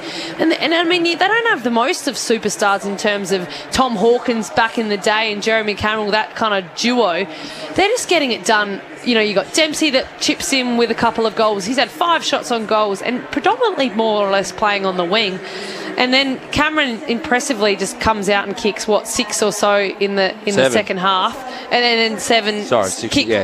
Kicks 7 goals, 1. Just a phenomenal outfit, really. Just so measured across the ground. A super impressive game to be able to get that done in terms of, this game at the start. You talk about, do Port Adelaide come out today and stamp their authority in terms of where they sit? Will they make finals? This game was pretty important in terms of a win-loss ratio. They just couldn't, and it's the floodgates. That's probably the thing, and something that I've been speaking about and watching Yachapuri play this season. They haven't been able to stop teams pile on goals. I don't know how you address it, but to me, it's the intent and desire to kill that ball coming so fast in Geelong's forward arcs. Yeah, look, there's so many things to discuss, isn't there? Like, I just want to park the injuries because, like you said, Em, Geelong had their injuries. They only had 1 more extra on the bench, and so let's just park the injury, right? Dangerfield could come out and have 3, 4, 5 goals. It's the game style. Like I said, over the course of the game, they're going to keep playing handball. It's not a sustainable game model to beat a team like Geelong, and it got found out. So that's the thing, the difference in the sides. We know where Port Adelaide are at. Like they're resetting. We know that they're playing a lot of kids now. We know they're not at the Geelong level, but the game plan and game style, it's going to change. We know that. Kari's coming in at the end of the year, but it's going to be a pretty long 14, whatever we got left, if they're going to keep playing like that, because every team watches that going, well, Port Adelaide, you just get at Port Adelaide because they handball, and they probably don't have the players at the skill level. But I look at Butters' game tonight. He got well held, by the way, by Mullen, but he's had 14 handballs compared to 6 kicks. He's one of the best kicks in the comp, and 10 of those handballs, he was out, but he just wanted to look to handball. So where's that directive coming from? Yeah, he just didn't look like, as much as Mullen was holding him and quite comfortably as well, he just didn't look comfortable in terms of when he did have ball in hand, when he had that 2-3 metres, when he's at his best, and he's got pressure coming to him, but he usually looks like he's got that 2-foot step swagger that he burst out and he can kick left and right feet. But yeah, you certainly didn't see that from Butters. Just the reluctancy to not kick the ball and have some uncontested play and, switch the ball and change angles and lower your eyes going inside 50. That they've had almost the same amount. Actually, Port Adelaide have had 2 more possessions than Geelong. You would not think that if you watch the game and listen to our call. You would not think that Port have had 2 more possessions. So they're miles off it. We know that. We can't sit here and dog them too much. They turn their toes up. They really do. Like you can't. When you lose, you can lose, but then they've been smashed when they lose this year. And all right, let's talk about the injuries. It hurt them. You could see the balloon got popped, didn't it, when those injuries happened, and you were thinking, well, which way do they go? Do they come out and really fly the flag and roll up the sleeves and get to work? And they just didn't. And Geelong just smelt a live kill, and they went for it. And, what more can you say? They're in a reset phase. It's going to be they're 4 and 6. They're not going to play finals. I wouldn't think so. Not now with the injuries and what they've got coming up. And that's okay. They're in a reset mode. Play the kids. But it's going to be a long 14 weeks. So interesting times for Port Adelaide, as we know. And all the noise will come again for Ken Hinkley, won't it? They're worrying signs, and I'll give you a bit of time to think about this answer, Brogues, because I know you know Josh Carr quite well. That's a bit of a mouthful, but he wouldn't want to implement his game plan right now. Like, he'd be waiting till he has the reins. So they've got 14 weeks where you're a little bit directionless in terms of game plan. Like you said, play the kids, but at the end of the day, they've still got something new to learn come the end of the season. We'll chat about that in a moment's time and how good Geelong are and what their season looks like ahead. They're heading down the race right now after winning by 76 points, and Josh Money's down in the room to welcome them. Yeah, thank you, Aaron. Coming into the rooms now, led by Patrick Dangerfield, who, of course, didn't make it through the first quarter. There was injury carnage in that first half, but in the second half, didn't Geelong absolutely run away with it? And they really are making Adelaide Oval a bit of a home away from home as well. Certainly taking their time getting into this huddle. Jeremy Cameron enjoying himself, but last in. How's Patrick Dangerfield down there? Yeah, look, he's up and about, and he's in the huddle and about to probably lead the song now. What about the dribbler? Come on, Saddle. We are Geelong, the greatest team of all. Hey, we are Geelong, we're always on the ball. We play the game as it should be played. Hey, at home or far away. Our man is high and high, from north to south, down at Gardenia Park. Not an amazing song, but a great performance. I'll be back with an interview shortly. They're probably pretty zapped after a cold night in Adelaide, Josh. That was very low energy, but they got the job done, Geelong, and it was emphatic in the way they did so. 76 points in the end, kicked 9 of the last 10 goals. A massive second half where they ended up kicking 12 goals to Port Adelaide's 2. So a massive second half as Geelong steamroll Yarrabolti on the road. They have the Dogs on Thursday night in a 5-day turnaround. So that'll be a big clash for them at Gardenia Park, followed by the Eagles, the Suns, the Bombers, the Lions, and then a very late bye for them. And we touched on the injuries to the Power, but Geelong had 2 of their own as well. So Patrick Dangerfield with an early hamstring injury before half-time. Jack Bowes, so that there's 2 players that can run through the middle at any given time. And it was absolute carnage for those who've just joined us. We had 5 injuries in the first half. 4 of those soft tissue hamstrings, so Horne-Francis, Dangerfield, Bowes and Jones, and then Josh Sin with the hip flexor. So, yeah, Geelong had their own difficulties to overcome, and it didn't overly faze them, despite the fact, Port Adelaide clearly lost some players that really impacted their system. The Cats aren't in the top 4 right now, Ebony, but I feel like they belong in that conversation. Yeah, absolutely. And I think I said it during the call. Like, I'm just in awe of just how good they are year in, year out. I think they missed finals, what was a few years ago. That was probably the first one in Chris Scott's career. But just their ability to find players and get the best out of themselves in terms of their strengths and willingness to put them in roles and execute their roles. I mean, I don't know if over in Victoria if Bailey Smith's been spoken about, but he'd have to be Recruit of the Year. Like, he's been phenomenal. And you've seen Nick Dacos be tagged, and somewhat he can get tagged, but I haven't seen Bailey Smith being tagged out of a game purely because his running capabilities. Like, I'm not quite sure. I'm happy to be challenged if anyone can run with him for 4 quarters. Like, what toolish kind of midfielder in the competition runs with Bailey Smith? Like, do you have one for me? No, he is a superb player. I didn't see him a lot with the Bulldogs, only a little bit, but he fits Geelong's model very well. It's his gut running. He's not the quickest. He looks quick, but talking to a few people out of Geelong, he's not the quickest, but he gut runs. He's got the blonde locks, and he's a superb player to watch, and happy for him to get his career back on track. On the text line, Laurel and Rushworth says, I've been listening to ABC Sport all day and I will sleep happy now after a great win by the mighty Cats. It was mighty. 76 points in the end. Let's get some reaction in the rooms with Josh Money.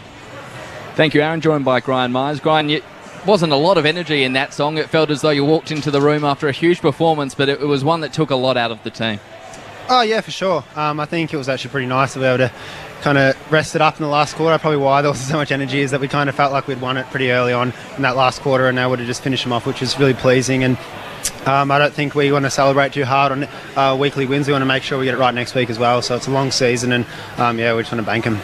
Have you ever known to have 4 hamstring injuries in the one half? It was strange, wasn't it? I was talking to some of the Port players too. We just wanted the siren to go at the end just so there was no more. Some curse was going on, and it kind of worked for us in the end. We had a really good run, and we support each other really well, which may be able to run over the top of them, which is really pleasing.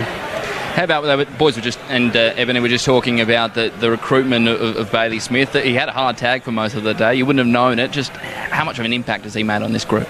Oh, he's massive for us. He's the energy person for us, and the way he's impacted games every single week in different ways has been huge. And I'm so stoked we've got him now, and the way he's been supported here is awesome. So he's enjoying his life and he's enjoying his footy, and we can really see it. Here's Ebony Marinoff and Dean Brogan. Brian, Dean Brogan here. Congratulations, you guys were absolutely ruthless tonight, to say the least. What is it with Port Adelaide? You came over here, that you play so well again. You came over in the final last year and absolutely touched them up. You've done it again tonight. I know they had some injuries, but I don't want to talk about that because you had your own injury concerns as well. What is it about that you can beat them like this? It's not really specifically Port. It's just the way football is now. It's a game of momentum and a game of playing the game on your terms. So Port's a team that when they get going, it's such a big risk. So we had that focus of really nullifying when they're on top, but then being able to capitalise when we're on top. And we did that both in the prelim and today, where at half time it was really anyone's game, but we just kind of stuck to our plan and be able to run over the top of them. And I think it was pretty similar games, it felt like, for us. And real pleasing we were able to apply it again today.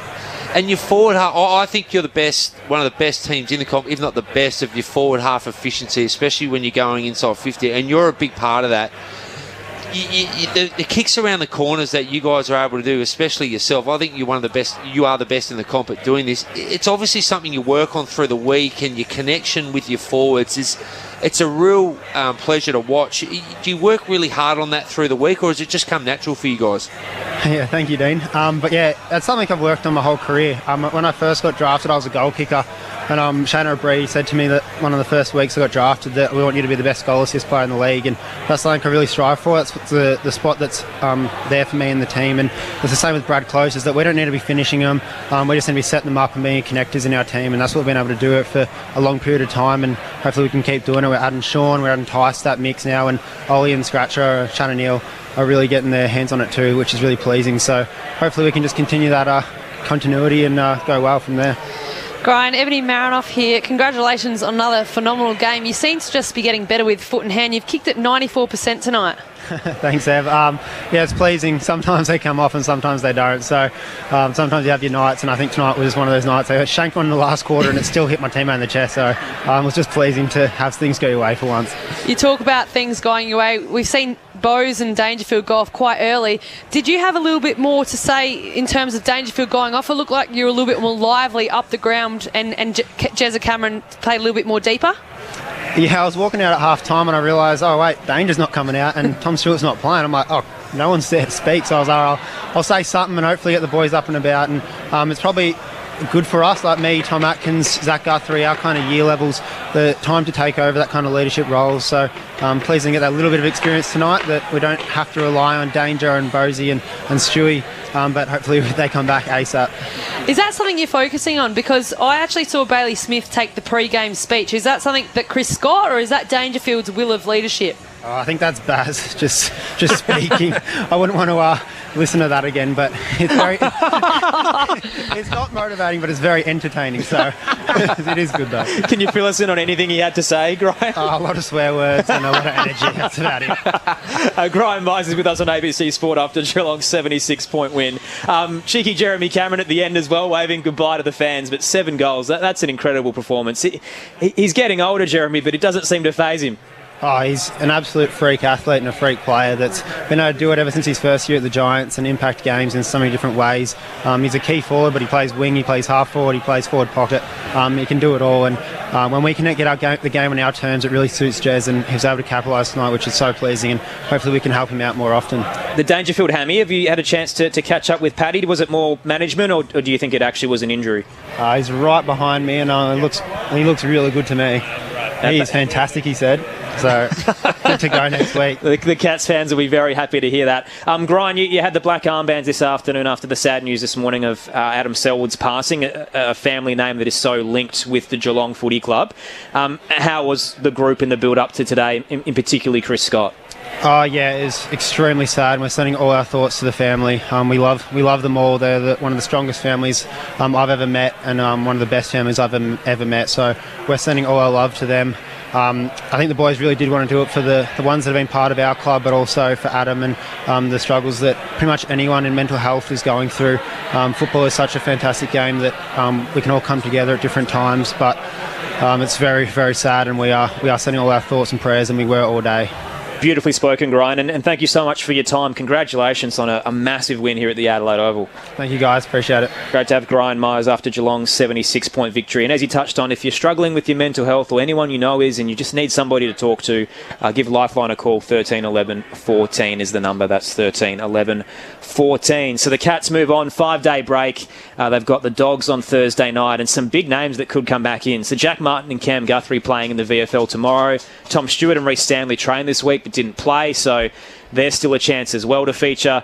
It makes that 23 very hard to pick from because no one really played a bad game tonight. Obviously, with a couple of injuries to their hamstrings to Bowes and maybe Dangerfield, although Brian just said he reckons he's good to go for next week. So that's the thing, like that you've seen Dangerfield do over the past 2-3 years. He just knows his body. I mean, he has missed, and that's kind of why they've been playing him a little bit forward to save him for the back end of the season. But it wouldn't surprise me if Patrick Dangerfield shoots up next week. He probably had full faith that the boys would get it done. But God, doesn't he speak well? Well, that's why he's the interim skipper when Dangerfield comes off. That was funny, wasn't it? That was very good. And Bailey Smith talks gibberish. I was thinking, this could be inspiring because I actually saw it on the TV for. I'm thinking, interesting whether Dangerfield's handballed that or... well, no, Bazza Smith's just taken the reins and gone for it. But... it's been spoken about all year. They've let him be who he is. He's comfortable, he's confident, and they're getting the best out of his footy. There's always question marks about personalities and swagger and an ego, but in terms of the respect that he's probably gaining inside those four walls, internally, throughout the footy club and the board and things like that, it's clearly at a high level because they are just letting him be who he is. And hopefully there are times where, if he needs to be pulled up or things, that the respect is there. And I know Pat quite well personally that I'm sure those conversations are had. And that's probably Patrick Dangerfield. He's had that ego, that swagger. But he's been one of the most successful and will go down as one of the AFL greats. Certainly will. Bailey Smith next week against the Western Bulldogs. Is that next week? That's next week, Thursday night. So whether he does the pre-game talk, I think the Bulldogs are going to try and pull him into line. There's no doubt about that. How do you stop him? He was tagged tonight by Miles Bergman and had 30. Yeah, well, the tag did go, I would say, in the second half, but... well, I reckon Bergman had about 17 and Bailey Smith had about 15 in the... It's a bit of a shootout. Yeah, it was, wasn't it? Yeah. But I don't know who runs with him unless they just bash and crash him, but you almost sense that Bailey Smith would love that and thrive on it. So, and it's Duncan's 300 and not many reach 300. I know that he's been around. Sixth cat to do so. Yeah, he got that contract last year for 1 year to kind of try and reach that milestone in terms of being just such a standout player. Whether he was playing at VFL or AFL this year, there was obviously the respect and that will and want to get to the 300 if he was, I guess, eligible and fit enough to be at the AFL. So we've got Mitch Duncan's 300th at GHMA and we've got, Bazza Smith v Dogs. I can't wait to see what the Pont produces because I've met him a couple of times and he doesn't seem like most swaggerous. But that comment a couple of weeks ago, get your popcorn out on Thursday night. It's an absolute blockbuster, isn't it? I cannot wait. And you can hear it all on ABC Sport as well as we kickstart round 11 at Cardinia Park with Geelong and the Western Bulldogs. So that's going to be tremendous to see. And at least it's a home crowd for Geelong, so it probably isn't going to be as offensive as a crowd as it could have been if it was the Dogs hosting that Ballarat, one. maybe. Yeah. They wouldn't have put it there, would have they? Final score at Giant Stadium as well. So Wally Lup have defeated GWS by 34 points. The Dockers 13-17-95 to GWS's 8-13-61. So Fremantle stay in the hunt of the 8. They're a game out of it at the moment, down in 12th. Still to come tonight, the Western Bulldogs and Essendon to wrap up your Saturday fixture. Matt Clinch and Lauren Borden standing by for the call there. Just having a quick squiz as well to try and find the subs for you. I'll track that down in a moment's time. But it might give me a chance to handball over to Dean for the votes. See who he's through to on one half of the night. I gave one to Mullen. I thought he did a fantastic job on Butters, and sometimes taggers run with players, don't get the recognition, but he was fantastic. You'll probably see him pop up in the coaches' votes because in terms of that first half, if Butters blitzes away with the likes of Bergman, I mean, Horn Francis does get injured, that changes the game. Yeah, absolutely. I thought he was fantastic and great coaching by Scott to take out Butters. He kicked 7, but Cameron 2, like tough. He kicked 7. He's not in the boat. He's not best on ground. But give him buzzer. But he had a quiet first quarter, and look, he probably would have got away from Jones in the end because he's a champion. But anyway, and yeah, Smith, he was unbelievable. Almost the untaggable player. But it was interesting because Bergman and him were having a really good duel. It would have been interesting to see which team would have preferred that. I would have thought Geelong with Bazza getting 30, whatever he had, was if Miles Bergman's going to get 30 and Baz is going to get 30, I'd take Baz's 30. I would have thought, only because Bergman's not a midfielder, he hasn't played much there, but he's fantastic, absolutely fantastic. He's a joy to watch. It's the first time I've seen him live and play that well. I love watching players like that. He's phenomenal. And you love, like, in terms of doing this radio, or you go away to a MCG game, but you as a player, you're in awe of watching them live. Because I remember watching Nick Dacos last year when the Crows played. It was actually a year to this day. But you actually get an understanding on how you go. How do you get this week in, week out? But like their ability to run. It's phenomenal. It's called gut running, but they just glide. From memory, you were in the cheer squad for that game, or behind the goals at least, I reckon. I think that was when the Isaac Rankin call. Yeah, we'll add that to the books. Speaking of, Collingwood knocked off the Crows earlier by 10 points at the MCG to start the day. It was only a 5-point lead at half-time. 3 goals in red time for the Pies really set up the victory. Nick Dacos with 28 touches in the end after being tagged early, and Will Hoskin-Elliott with 2 goals for the Pies. And now our 2 middle games saw the Dockers defeat the Giants at Giants Stadium by 34 points, and then here at the Adelaide Oval, Geelong winners by 76. 1 vote to Oisin Mullen for tagging Zach Butters to just 20 touches. Jezza Cameron, 7 goals, stiff with just the 2 votes, and Bailey Smith, 30 touches, gets 3. No late changes for the Western Bulldogs and Essendon, which we're going to take you to next with Matt Clinch, Lauren Borden, Brett Delidio and Daniel Harford. Lockie Bramble is the sub for the Dogs, and Dylan Shield again for the Bombers. If you're listening on local radio DAB, you'll be headed back to regular programming, but everybody else, we're going to take you to the Docklands in 5 minutes' time. Port Adelaide's next couple of fixtures, we've touched on what's to come for Geelong, but the Power, and we've seen this statistically from Champion Data, have the hardest fixture from here. A lot of finals contenders in their double-ups, so it's not going to get any easier. They've got the Dockers in Perth next Saturday, and then have a bye followed by the Giants, Melbourne, Sydney and Carlton. It's just pain after pain after pain. Play the kids. See what they do, and you never know. Yeah, you never know. But I'm actually going over that next week to watch with some friends. So, yeah, it could be an interesting day. Get Fremantle. So, refundable tickets or no? No, look, reset year. Play the kids. It is going to come the question, as it always does when they have big losses. And I know it's a tough spot for you, Brogues, but just as a broader situation, knowing what they're going into next year, they know they've got a new coach. This can't be the way that they want to be playing going forward. No. And then you talk about game style, whether this is the way you want to play or not. If they could execute, would it be a way that you want to play? Because they weren't able to execute today. Well, to Aaron's point before, the question is, I doubt this would be Josh Carr's game plan. I doubt that. But would he want to implement his game plan anytime soon? I wouldn't have thought so. I think Ken's the coach. Carr's sitting in his lane, doing what he's meant to be doing, supporting Ken. But he would be having lots of thought about what not to do and what this group is capable of doing. So there's a lot of work to go. Josh isn't. He knows where they're at. He knows they're not here anymore. They've got to rebuild. They got some work to do in trying to keep Butters and Bergman. There's a lot to do. Kari knows that, but the bones are there. They've got some A-graders in Rosie and Horn Francis, and Mitch Georgiades will get there. Moraes is a good kid. Alio Lee's there, an Australian. They've got some pieces, but they've got some work to do. Kari knows that. He knows that. He knows what's coming. He's prepared for it. There's a lot going on behind the scenes. So the club's just got to get through this next 14 weeks. They've been very strong on how it's going to go. So we just got to ride it out. And I as a supporter and us in the media have just got to ride it out with them, but not put up with performances like that. And we got to call them out on that. That wasn't good enough. But they're nowhere near Geelong. They're just nowhere near where Geelong are heading and where they are right now, and that's reality.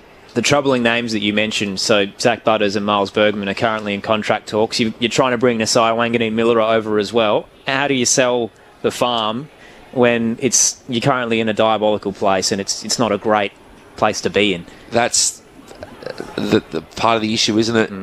Winning solves everything. Like, how do you convince Butters, if put on performances like that, we want you to stay, but we're going to be in the bottom 6 for the next 2 years. There's a lot to unpack there, and it's who'd want to be a senior coach? Seriously, it takes a special kind of person. That's why I got out. It's too hard. But look, Kari's a smart man.